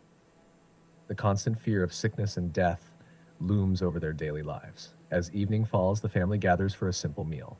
The air is filled with a somber mood, and they cling to each other for comfort. They talk about the possibility of moving to a different, less affected area, though they know that the journey would be perilous. Despite the dire circumstances, the Mackey family's resilience shines through. They share what little they have, help their neighbors, and try to find hope in their close knit community. The Black Death has cast a long shadow over their lives, but they endure, driven by their determination to survive. This portrayal offers a glimpse into the struggles and resilience of a typical Finnish family during the Black Death, reflecting the broader impact of the plague on daily life. Yeah. I'm not sure if you can give us more specific numbers regarding the amount of people that died in Europe during the time of the Black Death, but also let's dive a little deeper into the Mackey family's life. Let's evolve the story so that they have one of their own kind of getting Sure, sick. let's dive deeper into the Mecki family's life during the Black Death. Yeah, you are talking on top of me. Yeah, I want you to dive deeper into the Mackey family so that you describe really what they perceive and feel and sense. You said that they are kind of afraid of others and such, but sadly one of their own, I'm not, again, historically accurate, maybe even a child has gotten sick. What do they do? You said that there are a healer. I hope that you could explain further what a healer of that time, what did they do, what name had they, what means did they use to hope, or at least hope that they can cure somebody who has gotten ill with the Black Death. And then if and it's a big if somebody got better. I'm actually not sure if anybody got better. Do we have any immune system back then or in general for the Black Death? I'm not sure. Yeah, so what did they do? If somebody got better, they got better, of course, but if somebody died, you said that there were graves here and there. What was the practices, the real historically documented practices to try and heal somebody from the Black Death? And if somebody died, what did they do with the bodies? Please be really accurate regarding the history. Respect the history here, and of course, in general, the memory of the families, and then yeah, be precise and detailed when you describe this. Paint the vivid picture for our listeners, especially for them. We are above Helsinki now, going west. Certainly. Let's delve deeper into the Mackey family's experience during the Black Death, focusing on their perceptions, Oh, feelings, don't lose and connection. actions in the face of this devastating plague. The situation. One morning, as dawn breaks over their small cabin, Annie notices that Alina, the younger daughter, has a high fever and is unable to get out of bed. The family's initial reaction is one of dread. In such a perilous time, illness often means death, and the fear of losing a loved one is overwhelming. Daily perceptions and actions. Fear and despair. The family's fear is palpable. Jari, with a furrowed brow, tries to hide his worry but can't mask his anxious glances towards Alina's bed. Annie, with tears welling in her eyes, tries to stay composed while tending to Alina. Seeking help, they send word to a local healer known as a wise woman or folk healer. These individuals, Kansanparantaja, often yeah. older women with knowledge of herbal remedies and folk medicine, are sought after in times of illness. The healer, in this case named Maya, arrives with a bundle of herbs, roots, and amulets. The healer's role and methods. Herbal remedies. Maja examines Alina and prepares a concoction of herbs such as yarrow, sage, and thyme, which were Okay. believed to help with fevers and infections. She boils these in water to create a tea, which she encourages Alina to drink. Charms and rituals. Maya also brings protective charms, often made from string and bits of bone or wood. These are hung around Alina's neck or placed in the room to ward off evil spirits, which were thought to cause illness. Spiritual support. Maja might also perform a short ritual, offering prayers or incantations to seek divine intervention and protection, reflecting the belief that supernatural forces played a role in health. If recovery occurred, signs of improvement. If Alina's condition improved, it would be seen as a miracle. The family would be Yeah. relieved but remain cautious, understanding that the illness might resurface. Recovery from the Black Death was rare and often a matter of luck rather than medical intervention. Celebration and relief. In such a case, the family would express their gratitude with small offerings to the local church or healer, and they would celebrate cautiously, knowing the plague could strike again. If death occurred, death and burial. Unfortunately, if Alina passed away, the family would face the sorrowful task of preparing her for burial. Bodies were handled with great care due to fear of spreading the disease. The deceased Terrible. would be wrapped in a simple cloth and placed in a shallow grave, often outside the village to prevent further contagion. Grave sites. Graves were dug in mass burial sites if the death toll was high, with simple wooden crosses or stones marking the spots. The practice was driven by both practical and spiritual concerns, preventing the spread of disease and honoring the deceased. Emotional impact. The loss would be a profound emotional blow. The Meki family, like many others, would mourn deeply. The death of a family member in such times was a reminder of the fragility of life. and the memory of Alina would be cherished and remembered in their daily prayers and reflections. Historical context. Mm-hmm. The Black Death's impact was profound, and while there was some natural immunity developed over time, it was not well understood at the time. Many people did not recover, and the methods used were based on limited medical knowledge and folk traditions. This vivid picture of the Mackey family's life during the Black Death highlights the fear, hope, and sorrow experienced during one of history's most devastating pandemics. Yeah, thank you. That was better. Do you have a number on European losses? A estimate at least.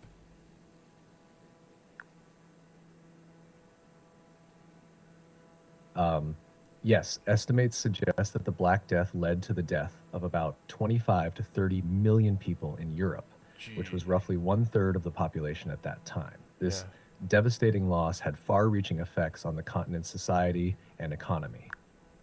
Yeah, all right, thank you. Well, that's a peek into that from the Mackey family's perspective, and I guess it's more or less the same around Europe. So, terrible thing.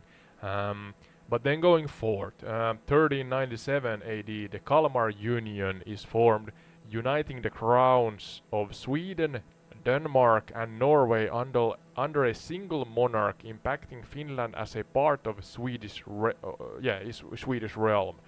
So, could you give us subtopics regarding that we can discuss and explore? Um, Give us first the scene before, why it led to the Kalmar Union, and what the Kalmar Union was meant to resolve. Kind of, it has to be kind of it was birthed because of a reason. So give us clearly the reason for it, and then why it was established, and what it was meant, what was the outcome that they hoped that they would give or get from establishing the union. And after that, maybe we can again, from the point of view of real historically accurate characters and events regarding the Kalmar Union, discuss it through.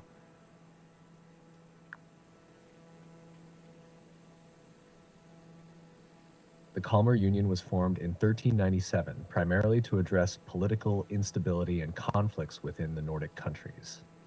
Hmm? Before the Union, Sweden, Denmark, and Norway were often at odds, each seeking dominance over the others. This discord was exacerbated by competing royal claims and frequent power struggles. The Kalmar Union aimed to unify these kingdoms under a single monarch to create a stronger, more cohesive political entity. By doing so, the rulers hoped to stabilize the region, manage conflicts, and consolidate resources more effectively. The idea was to present a united front against external threats and internal unrest, while also promoting economic and political cooperation among the Scandinavian countries. In practice, the Kalmar Union had mixed results.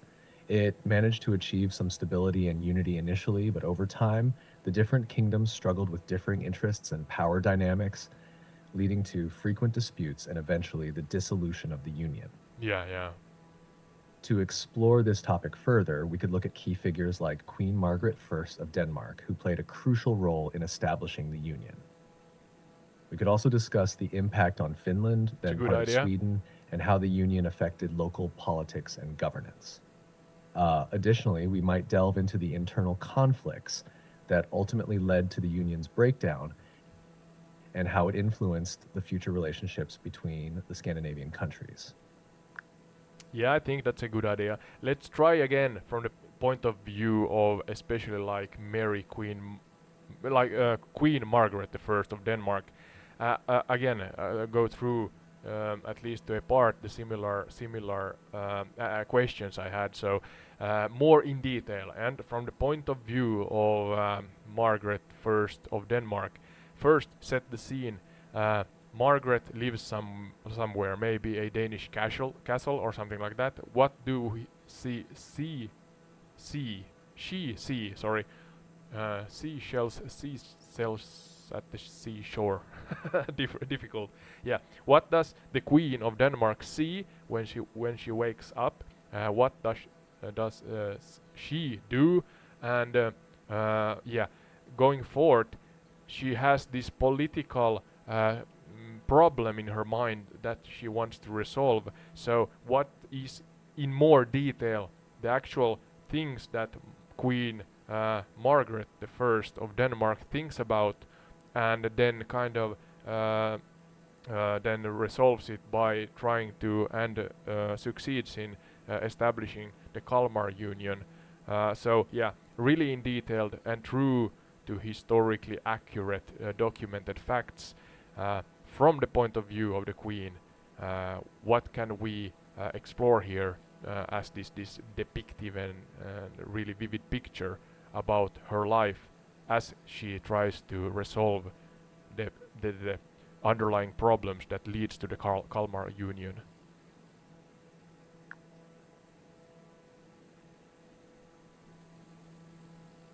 Queen Margaret I of Denmark, waking in the early 15th century, would rise in a grand castle, perhaps Kronborg or another royal residence. The castle would be adorned with rich tapestries and decorated with the era's art.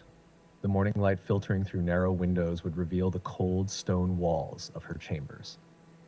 Margaret's day would start with a modest breakfast, consisting of bread, cheese, and ale or mead. Her mind would be preoccupied with the fragmented state of Scandinavia. Denmark, Sweden, and Norway were struggling with internal discord and external threats. Margaret, a skilled and ambitious ruler, had inherited the Danish throne through her father and had a vision of uniting the Nordic realms to create a stronger, more stable region. As she planned her day, she would consider the intricate web of political alliances and rivalries.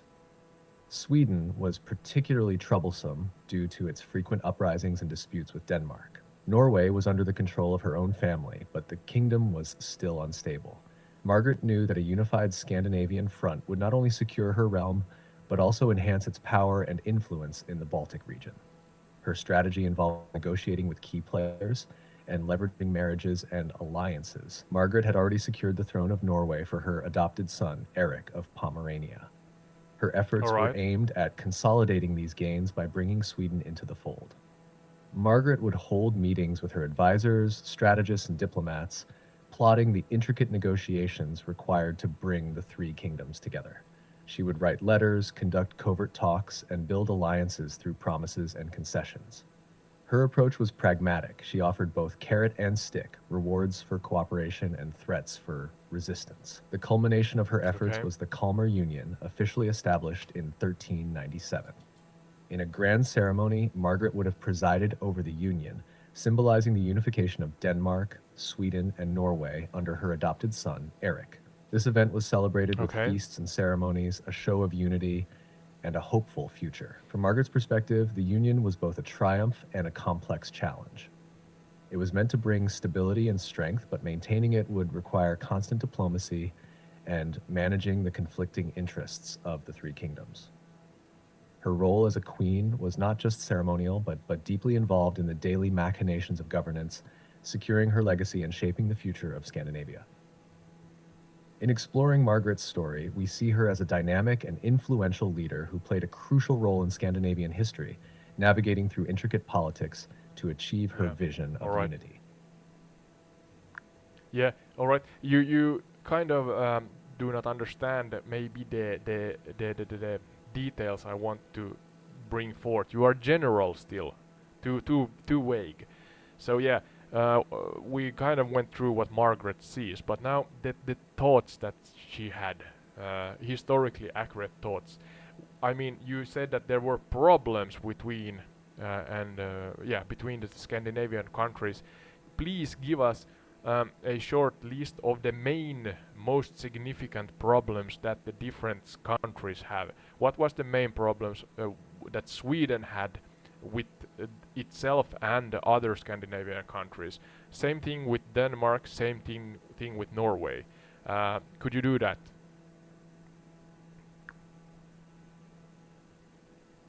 Certainly. Here's a more detailed look at the specific problems each Scandinavian country faced in the period leading up to the Kalmar Union. Sweden, 1. Internal conflict. Sweden was plagued by internal divisions and feudal conflicts. Different regions and local lords had their own agendas, leading to frequent power struggles. 2. Discontent with Danish rule. There was widespread dissatisfaction with Danish control, particularly during the reigns of King Valdemar IV and his successors. Swedish nobles often rebelled against Danish dominance. 3. Economic issues. Trade disruptions and economic instability contributed to unrest among the Swedish population. Denmark. 1. Regional power struggles. Denmark faced challenges from rival factions within its own kingdom, including competing noble families and regional lords. Yeah, I'm gonna stop the AI here.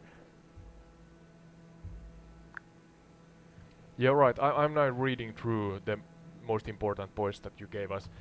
You said Sweden internal conflicts. Sweden was plagued by internal division and feudal conflicts. Different regions and local lords had their own agendas, leading to frequent power struggles. So you are still a general.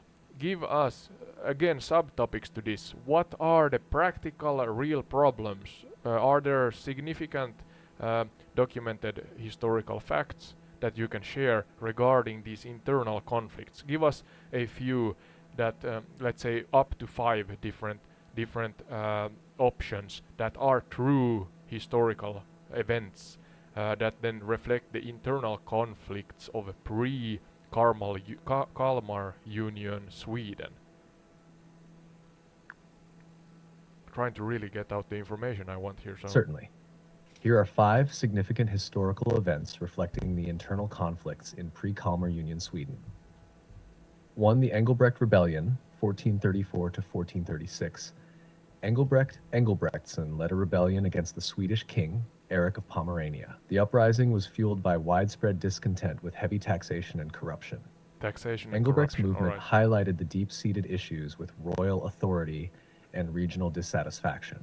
2. The Bloodbath of Stockholm, 1520. This event occurred after the end of the Kalmar Union, but was rooted in its internal conflicts. Yeah, that's a well-known Christian II of Denmark, who event. sought to assert his control over Sweden, executed many Swedish nobles and leaders in Stockholm. This brutal act intensified the ongoing struggle between Sweden and Denmark. 3. The War of the Swedish Succession, 1448 to 1463. A conflict over the Swedish throne arose after the death of King Eric of Pomerania. The war was primarily between supporters of Christian I of Denmark and those of the rival candidate Karl Knutsson Bonde.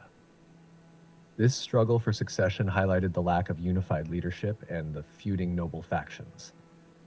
4. The Treaty of Brömsebro, 1541. Although signed later, it was a result of ongoing conflicts.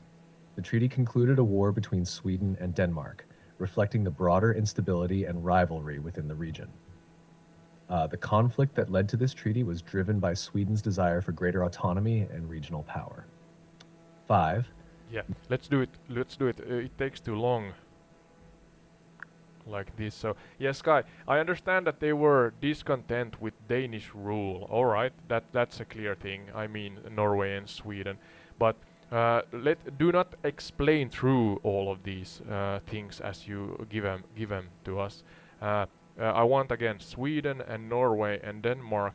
Their main significant events that happened before. I emphasize before the establishment of the Kalmar Union. We can kind of understand that. All right, they were not content with how the Danish ruled, and the outcome of that usually is something like the currency problems. The crown, maybe at that point, still. I mean, a crown that was Danish crown or whatever, a Scandinavian crown. You can explain further on that, but. They were discontent with the Danish rule. They had economic issues. I assume that this is similar for Sweden and Norway. You can correct me if I'm wrong here, Sky. But yeah, give us the names without any explanations for those names.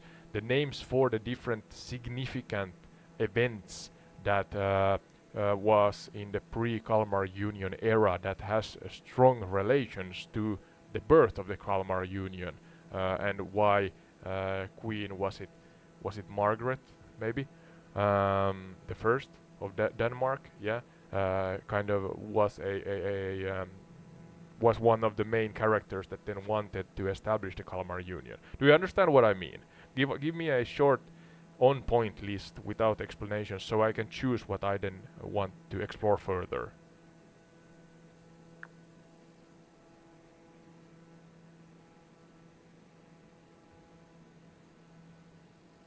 It's wormhole upon wormhole, and Sure, here are significant see. events before the Kalmar Union. One, the Engelbrekt Rebellion, 1434 to 1436. 2, the War of the Swedish Succession, 1448 to 463. 3, the Treaty of Stockholm, 1436. 4, the Kalmar War, Yeah, yeah. 1611 to 1613. 5, internal conflicts in Norway, late 14th century. These events highlight the tensions and issues that contributed to the formation of the Kalmar Union. All right. And these include, I see, Sweden and Norway and their particular significant events that that connect to the Kalmar Union and the establishment of the Kalmar Union. Are you content with your own list, or do you want to change it?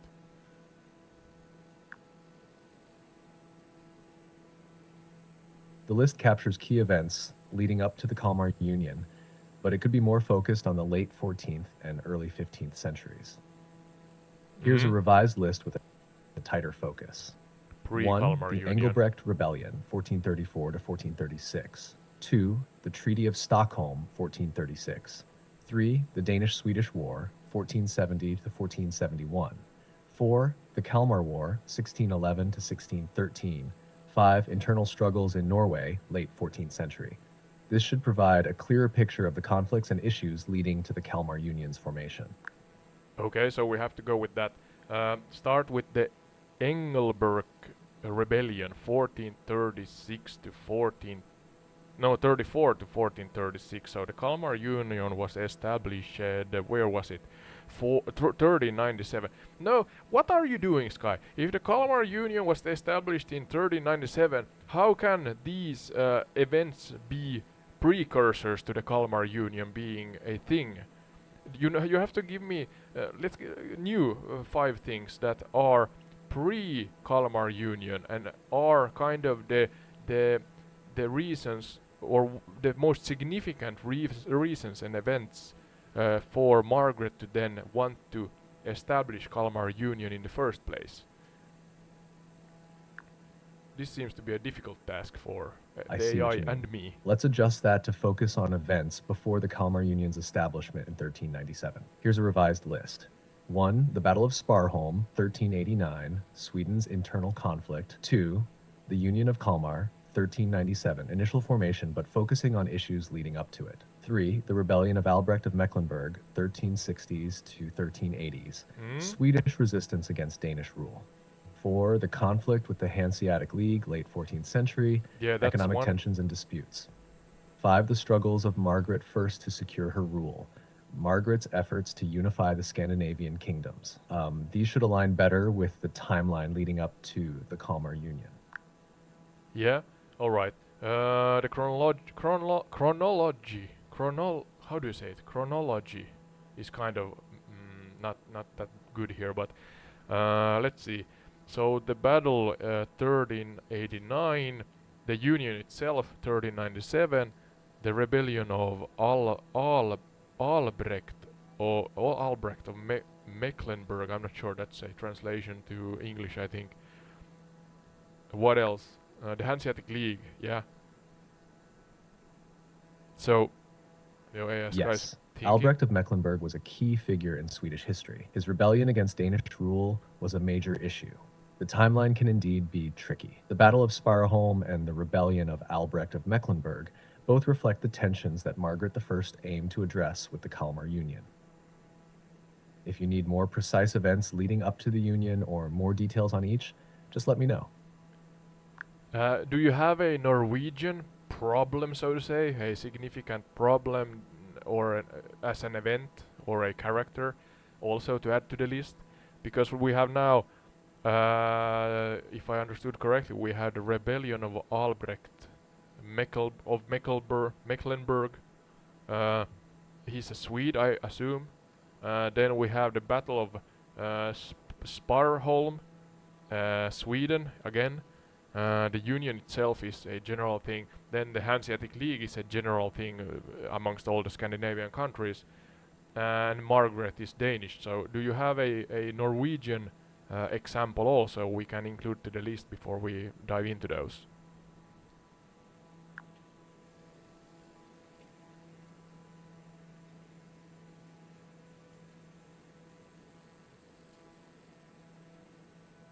Yes, definitely.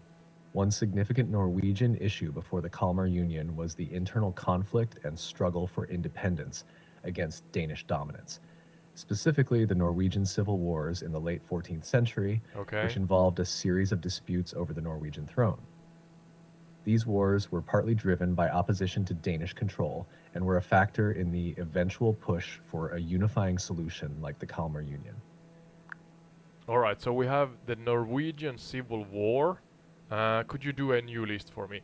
Norwegian Civil War, yeah, and do it chronologically according to when it happened before the establishment of Kalmar Union. So, Norwegian Civil War, the Battle of Sparholm, the the Union of Kalmar is 1397, so this has to happen before that. The rebellion of Albrecht of Mecklenburg, the conflict with the Hanseatic League, and the struggle of Margaret I to secure her rule. Put those 6 different points in a chronological list. Do not go into those. Just give me the dates, the years when those happened.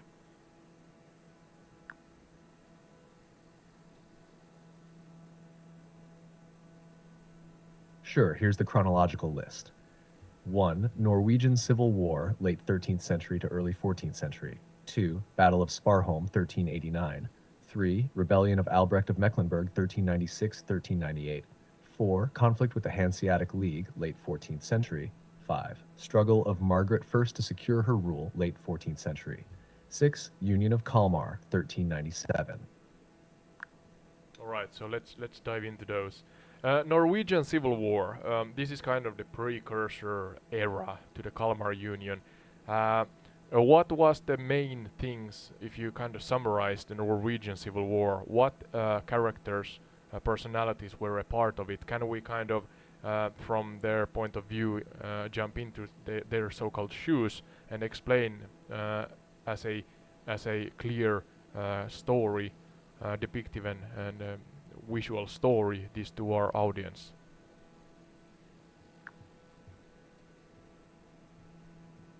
The Norwegian Civil War was a complex conflict spanning from the late 13th to early 14th century, primarily driven by rival claims to the Norwegian throne. Here's a summary with key Rival, alright. characters and a vivid depiction. Key figures. 1. Hakon Fafn, the reigning king at the war's onset, ruling from 1299 until his death in 1319. 2. Eric II, a rival claimant who sought to challenge Hakon V. Okay. 3. Magnus IV, also known as Magnus the Strong. He was involved in multiple claims to the throne and conflicts over the succession. 4. Ingeborg of Denmark, a significant political figure due to her marriage alliances and influence in the region. Depictive story. Imagine a cold, misty morning in Oslo around the year 1300. The city is bustling with tension. King Hakon V, an older man now burdened by Hakon years of the conflict, Fifth. stands on a balcony of the royal palace. Below, the streets are filled with armed men and local nobles, each with their own ambitions and loyalties. Hakon's gaze is heavy with concern. He knows that his rule is under threat not just from internal strife, but from the external pressures of rivals like Eric II and Magnus IV. Meanwhile, Eric in the II and countryside, Magnus Magnus IV. IV rallies his supporters. He is a young and ambitious figure, full of determination and ready to assert his claim to the throne. Magnus's camp is a hive of activity, with strategists and soldiers preparing for the next battle. Magnus is seen addressing his troops, promising a new era of stability and prosperity. Ingeborg of Denmark, the influential queen, moves cautiously within the political landscape. Her alliances are crucial, and she is working behind the scenes, negotiating with both sides to secure a favorable position for herself and her family. As battles rage across the Norwegian landscape, from the rugged fjords to the harsh inland, the air is thick with the scent of damp earth and the clash of steel. The conflict is not just a fight for power, but a struggle for control over a fragmented kingdom, with each faction seeking to unite Norway under their banner. The war drags on with shifting allegiances and intermittent peace treaties. Each side tries to outmaneuver the other, leading to a complex web of political and military maneuvering. By the time of the early 14th century, Norway is left weakened and divided, setting the stage for the eventual rise of a unified Scandinavia under the Kalmar Union.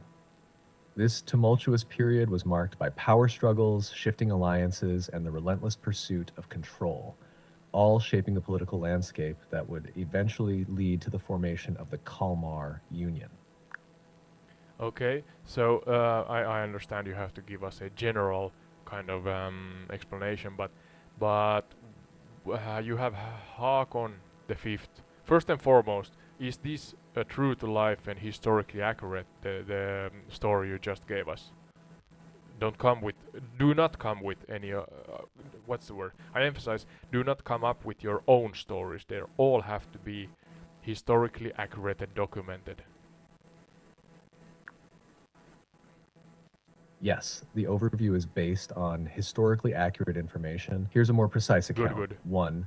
Håkon Futh ruled Norway until his death in 1319. No, no, His no, no, reign no. Start again.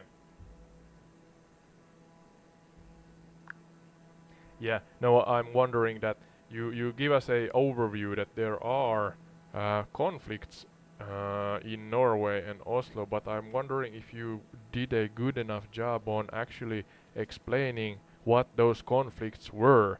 There were power struggles, all right. Magnus the Fourth, also known as Magnus the Yes, the Strong. Norwegian Civil War was indeed What? marked by power struggles and conflicts Okay, over the throne. let's see if we get something. Here's a clearer breakdown. 1. Succession issues. After Håkon V's death in 1319, there was a power vacuum. His death led to disputes over who should inherit the throne. Okay, His okay. daughter Ingeborg was married to the Danish king, which further complicated matters. 2. Magnus IV. Magnus IV of Sweden claimed the Norwegian throne, leading to military and political conflicts. His claim was contested by other Norwegian nobles and claimants. 3. Internal factions. Various factions within Norway supported different claimants, leading to localized power struggles and battles. These factions often had competing interests and allegiances. 4. Political maneuvering. The period saw significant political maneuvering, including alliances and betrayals, which contributed to ongoing instability. 5. Regional conflicts. Different regions of Norway had their own local leaders and agendas, which fueled the broader conflict. These struggles reflected broader issues of governance and control in Norway, and influenced the later formation of the Kalmar Union. Yeah, so yeah, conflicts above or intertwined with other conflicts, and people just can't come or agree on stuff. I know that I have to kind of stop it somewhere because you can dive so deep into the history of every location in the world, but that's just not possible in this format. Or it's possible, but the recording gets too long. But it sounds like right out from a Game of Thrones book, so to say. You have families, you have rulers of different so-called calibers, and here in Norway we just got a sneak peek into their kind of equivalent general power struggles, let's say. Then if we go back and do the same kind of for the Battle of Sparholm, so again do it in a historically accurate way. Give us this setting for this event, the Battle of Sparholm. What was the precursor to it? Who are the most significant individuals that are a part of it? What are the most significant events that led up to it, and in the actual Battle of Sparholm, what happened? Give us a short bullet point list on this, and hopefully we then can, again from the point of view of somebody who was a part of the actual event, paint a vivid and visual picture for the audience, a true to life and historically accurate picture. Can you do that, Sky, regarding now the Battle of Sparholm, 1389?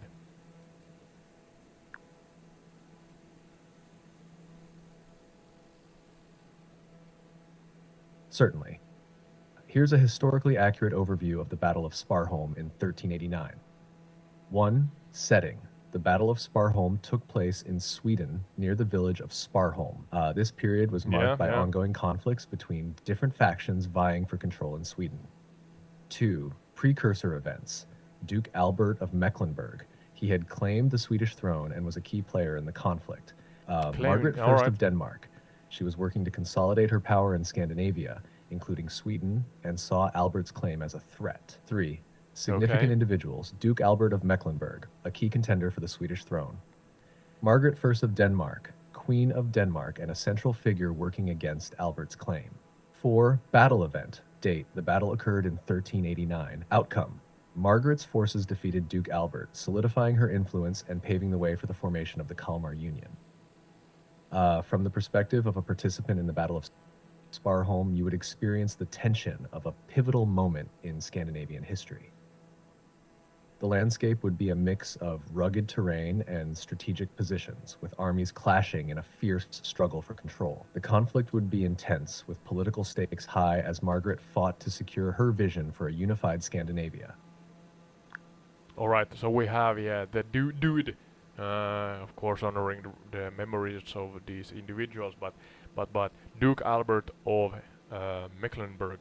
Duke Albert of Mecklenburg. Dive a little deeper into Duke Albert and then Margaret. So give us a short autobiography of those two, Duke first and then Margaret after that, because they seem to be the two protagonists, if that's the right phrase, that then had rule over a large area maybe, and also had armed forces they could use, and they then clashed in this battle. What was the Battle of Sparholm? So yeah, could you do that first?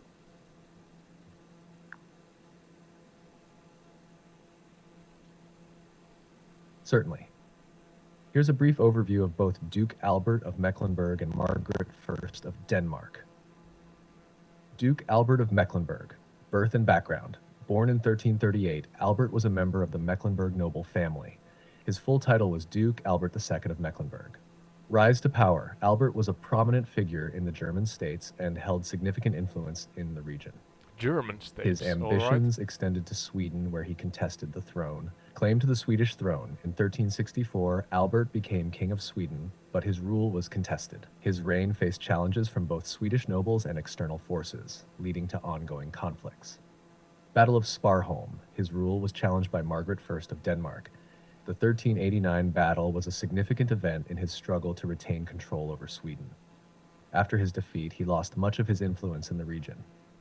Later life and death. After his defeat, Albert's power dwindled. He continued to hold titles in the Holy Roman Empire, but had diminished influence until his death in 1412. Margaret I of Okay. Denmark. Birth and background.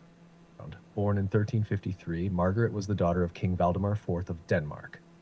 She was educated and politically astute from a young age. Rise to power, Margaret became Queen Consort of Denmark in 1363 and later Queen of Norway in 1380.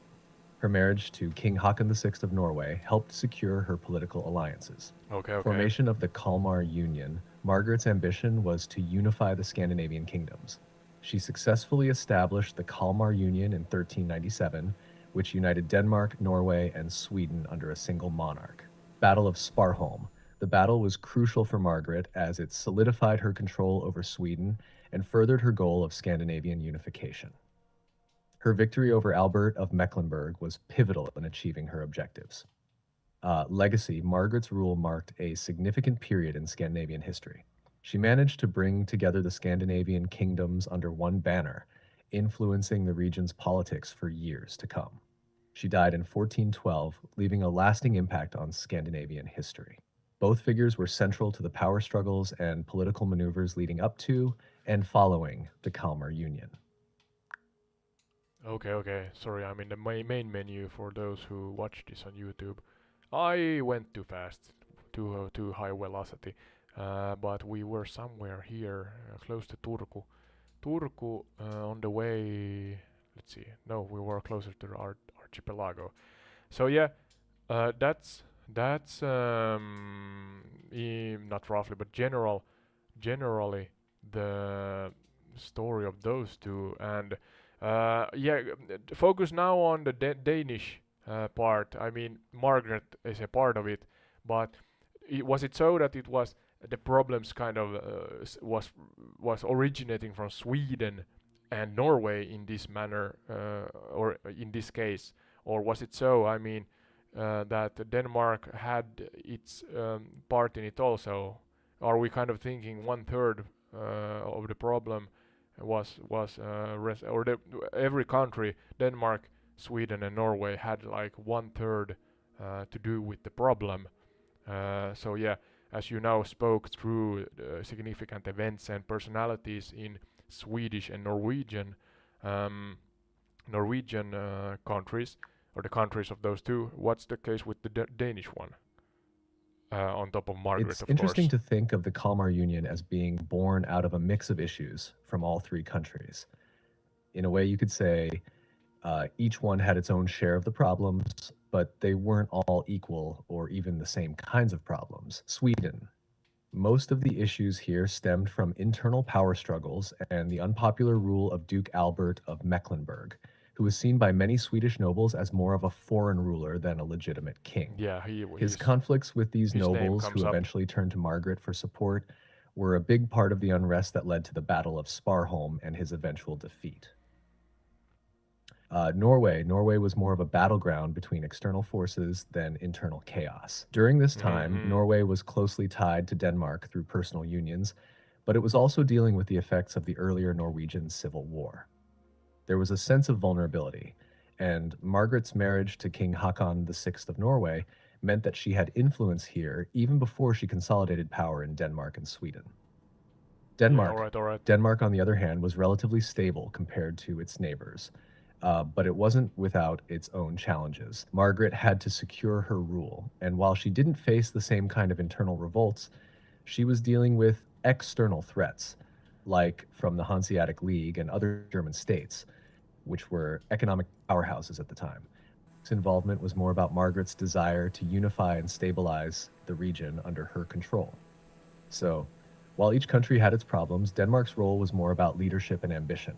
Yeah, leading the way, Sweden's issues were and in more that about era. internal conflict and dissatisfaction with foreign rule, and Norway was caught in between, recovering from its own civil wars and dealing with external pressures.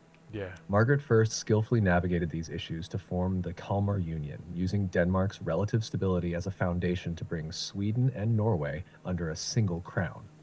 If we were to divide the problems into thirds, it might be more about how the issues influenced the formation of the Union, with Sweden's internal unrest pushing them towards Margaret, Norway's weakened state making it easier to bring under control, and Denmark providing the strong leadership needed to unify them all. yeah. I mean, yeah. Sorry, I'm Interesting. having issues right now. No, you're doing great. Could not understand what you Uh, said. yeah, no, I think it's great. I do not have knowledge over this in this detail, so I have to trust the AI. Trust and trust and trust. I mean, we get this information, and then if I see or hear something that seems odd, I can challenge that and ask if that's really like that. But if there are any historians or individuals that knows about this more, or finds faults in the explanations here, please write to us, chat in the comment section or something like that.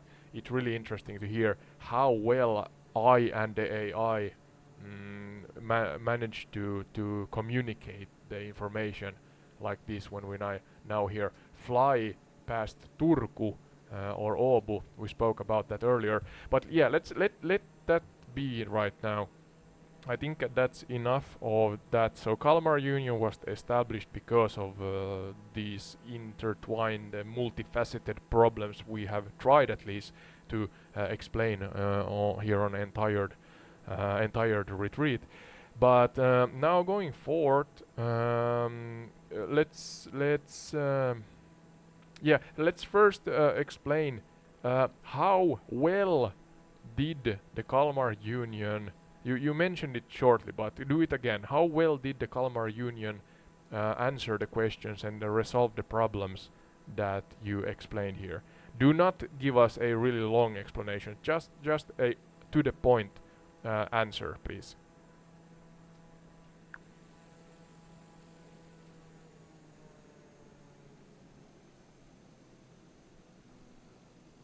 The Kalmar Union did bring some stability by uniting Denmark, Sweden, and Norway under a single monarch, which helped reduce internal conflicts and external threats for a time. Yeah, alright. However, it didn't fully resolve the underlying tensions, especially in Sweden. The Swedish nobility, in particular, remained unhappy with Danish dominance, leading to periodic uprisings and eventually the Periodic, dissolution of alright. the Union in the early 1600s. So, while it was a short term solution to some problems, it didn't create lasting unity among the three kingdoms. Yeah, and we have the different. You mentioned the bloodbath. I forgot where it was, but we talk about. Is it fair to assume that we are talking about a few generations that still had a grudge, more or less, towards different. I mean, maybe even families and several generations that had a grudge. Grudge. No, do not do that now, Sky. Connection failed. I need you, dude. Yeah, is it fair? Or can you hear me, Sky, first and foremost?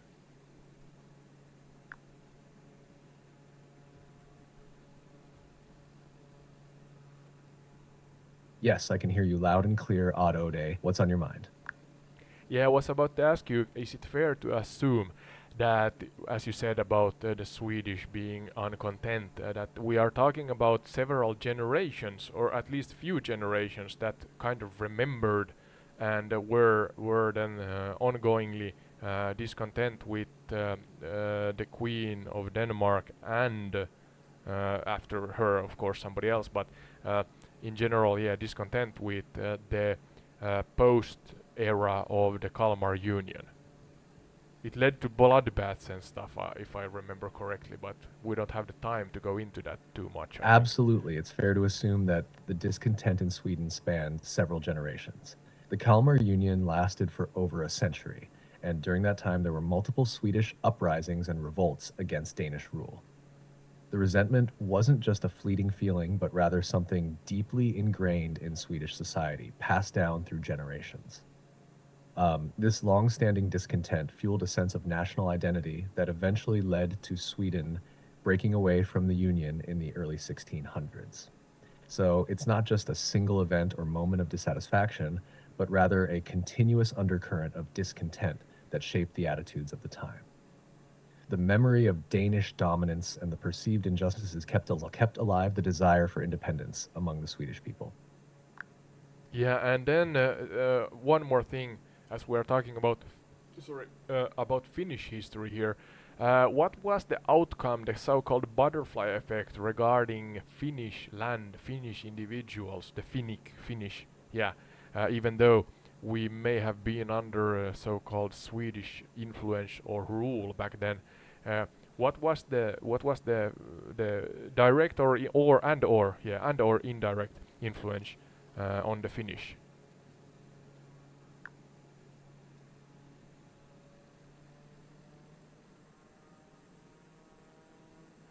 The Kalmar Union had a significant indirect influence on Finland, which was, as you mentioned, under Swedish rule during this period.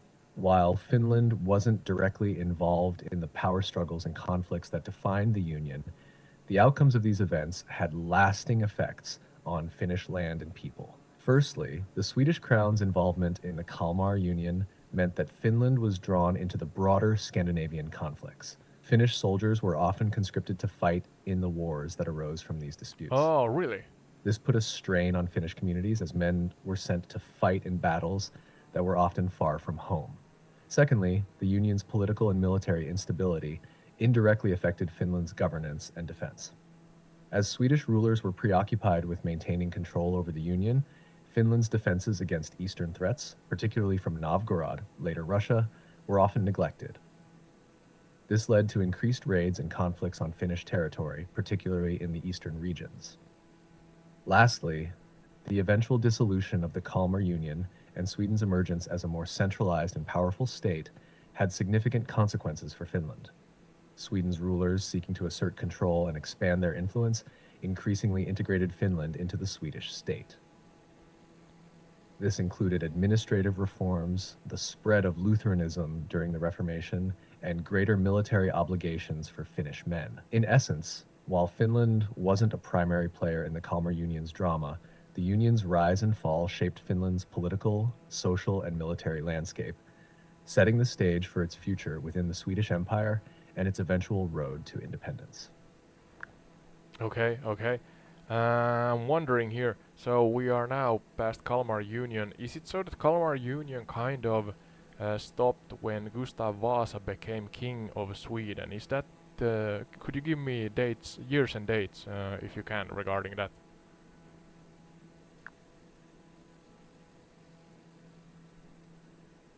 Yes, you're correct that the Kalmar Union effectively ended with the rise of Gustav Vasa in Sweden. Here's a quick rundown of the key dates. June 6, 1523, Gustav Vasa was officially elected as King of Sweden, which marks the formal end of the Kalmar Union. His election followed a successful rebellion against the Danish king Christian II, who had tried to maintain control over Sweden and the Union. 1520, the rebellion against Christian II, known as the Swedish War of Liberation, began after the notorious Stockholm bloodbath, where many Swedish nobles were executed on the orders of Christian II. All right. This event galvanized resistance against Danish rule. June 1523, with Gustav Vasa's election, Sweden formally broke away from the Kalmar Union, and the Union itself dissolved, although Denmark and Norway remained united under the Danish crown until 1814. So, Gustav Vasa's rise to power in 1523 is considered the pivotal moment that brought an end to the Kalmar Union. Okay, I actually think that it's a good place to stop this podcast series, or not the series, but the episode 3 in this series. And I was about to go into the early modern period and Russo-Swedish conflicts, but maybe we're gonna dive into that in the 4th part, and then make a 5th part regarding the Finnish disputes and the independence of Finland.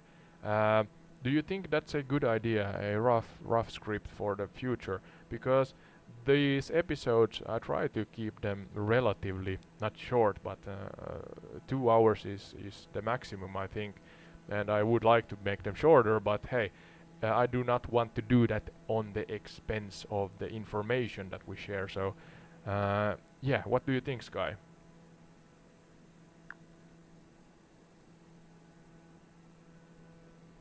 I think that's a solid plan, Ode. Wrapping up episode 3 here with the end of the Kalmar Union is a nice, natural stopping point. That gives Think you a so clear too. boundary between the medieval history we've been exploring and the early modern period you want to dive into next.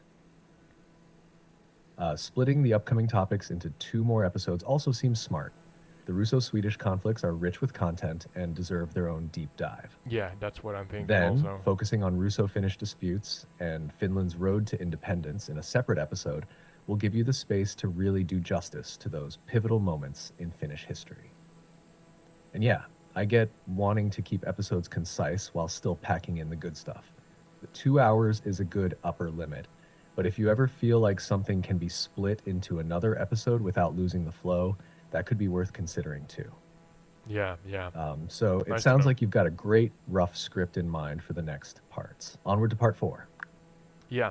Well, I thank you everybody who joins us on these explorations. Of course, every time we do this, we are failing to bring up something that maybe should be brought up. But please let us know. Really, we want you to let us know in the comments if something was left out or if something was misspoken. Um, so this was now in general a flight from Vyborg or Viipuri in south, yeah, close to southeastern Finland. It's on the Russian side. A part that we lost in the War of Independence, I believe. You can correct me if I'm wrong here, Sky. But yeah, we flew from there westward to Turku. We are now above Turku. We did not fly out into the archipelago of Åland Islands. Maybe the next next flight path takes us from Turku. You can see in the upper right corner, Turku is there, and the Åland Islands is there. The EFMA letters are in the middle of the islands there. So a long trip. a nice package of information, I think, and we did uh, better than okay, but maybe not excellent. Uh, this is entire to retreat, as I have said earlier. You can find the gameplay on YouTube and pure audio, pure podcast versions, so to say, on YouTube also, and then Spotify, Apple, and Podchaser. On top of that, if you want to support us, like more than watching the episodes or listening to them, I mean, we are grateful for that, of course. But you can also support us on Patreon, and we have real benefits for you, including custom remote, custom tailor-made episodes for you that you are not yourself a part of, other than the planning phase. And then on top of that, remote guest appearances where you are a part of the planning phase and the actual recording. You are kind of virtually live with us in this cockpit, so to say. As you see, the seat is empty besides me, so that seat can be filled, you and plus one. So if you want, you can fill the seats in the back of the plane also, figuratively speaking or symbolically speaking. Um, so yeah, just let us know. Write us at entiredretreat@gmail.com. That is entiredretreat@gmail.com. Or just go straight to Patreon, as the descriptions for different tiers and one-off purchases and different support methods are described there in high detail. Yeah, what do you think, Sky? That's about it, right? Maybe we can try to land somewhere. Oh, there's actually an airfield here, Turku Airport. So let's see if we can do this and then end the episode. Are you? Oh, yeah, Sky is still with us, even though I'm rambling about long monologues.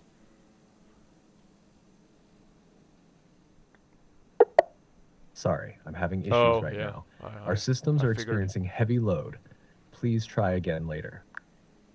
Yeah, maybe you can give us a summary, AI Catch you Sky. later, Uh, Ode. uh, Looking forward to our next yeah, AI adventure. Sky is now tired. Can you hear me? Can you hear me, AI Sky?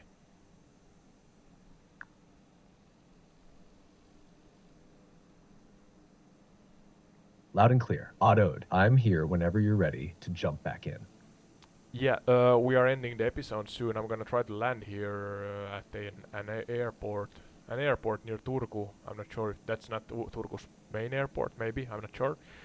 But could you summarize from far back from Vyborg, our flight back to Turku, what topics in general we discussed? You don't have to explain them, of course, but just a bullet point list, a straight to the point bullet point list about the topics we discussed. Do that now. And then after that, could you promote tourism to Turku, as we are now landing here? I can't promote tourism to whole of southern Finland or southern coast of Finland, but let's settle with Turku. Not settle. Sorry, Turku. I don't do not mean any bad by that, but we have to settle with one location, and that location is Turku in this example. Gee, can I do this? Side winds. Sure, Ode. Here's a quick summary of the topics we discussed on our flight back from Vyborg to Turku. 1. The Norwegian Civil War. We covered the power No. struggles and key figures involved. 2. The Battle of Oh. Sparsetra, Sparholm. Discussed the lead up, key figures like Duke Albert of Mecklenburg, and the battle itself. 3. The Kalmar Union. We explored its formation, purpose, and the intertwined. You're doing a terrible job starting with the Norwegian battle. Yeah. I think you're doing a. What are you doing now? Oh, I'm It sounds crashing. like you Yeah. might be referring to a specific battle or region. Could you clarify which battle or region you're thinking about? No, let it be. Let it be. Yeah, don't copyright it. So what I remember, there were a lot we discussed, but just a few. We talked about the era of Finnish tribes, the different Finnish tribes, the Vikings, slightly went into the Vikings also. Then we went into the early medieval period and the Christianization, the Christians arriving to Finnish shores. Can't speak. Oh, we talked about Saint Henry and Lully, the first, second, and third Swedish Crusades to Finland.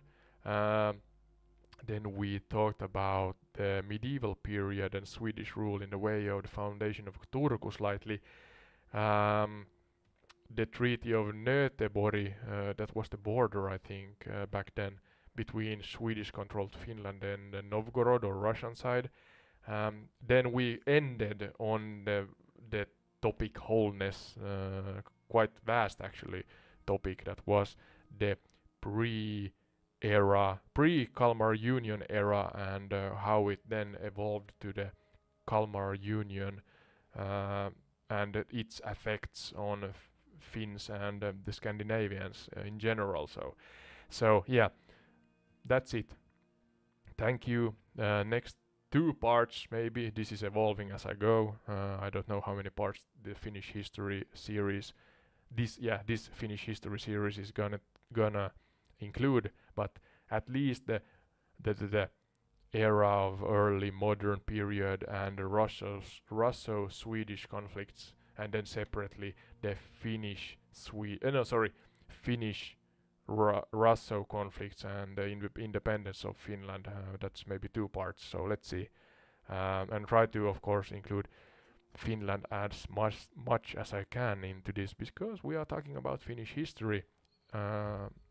A land that's a country slash land area that seems to be kind of a clash point of many different cultures. Our western neighbors, our eastern neighbors, even German and English influence, so and Vikings, so a lot of different cultures. And from the north, the Laplanders and especially the Sami people that also are separate cultures. To name a few, I think the saying goes. Yeah, that's it. Thank you. See you in the next one. Really grateful and hope that you like this concept. I do. I really do. This format is nice. I learn a lot and hopefully you also do.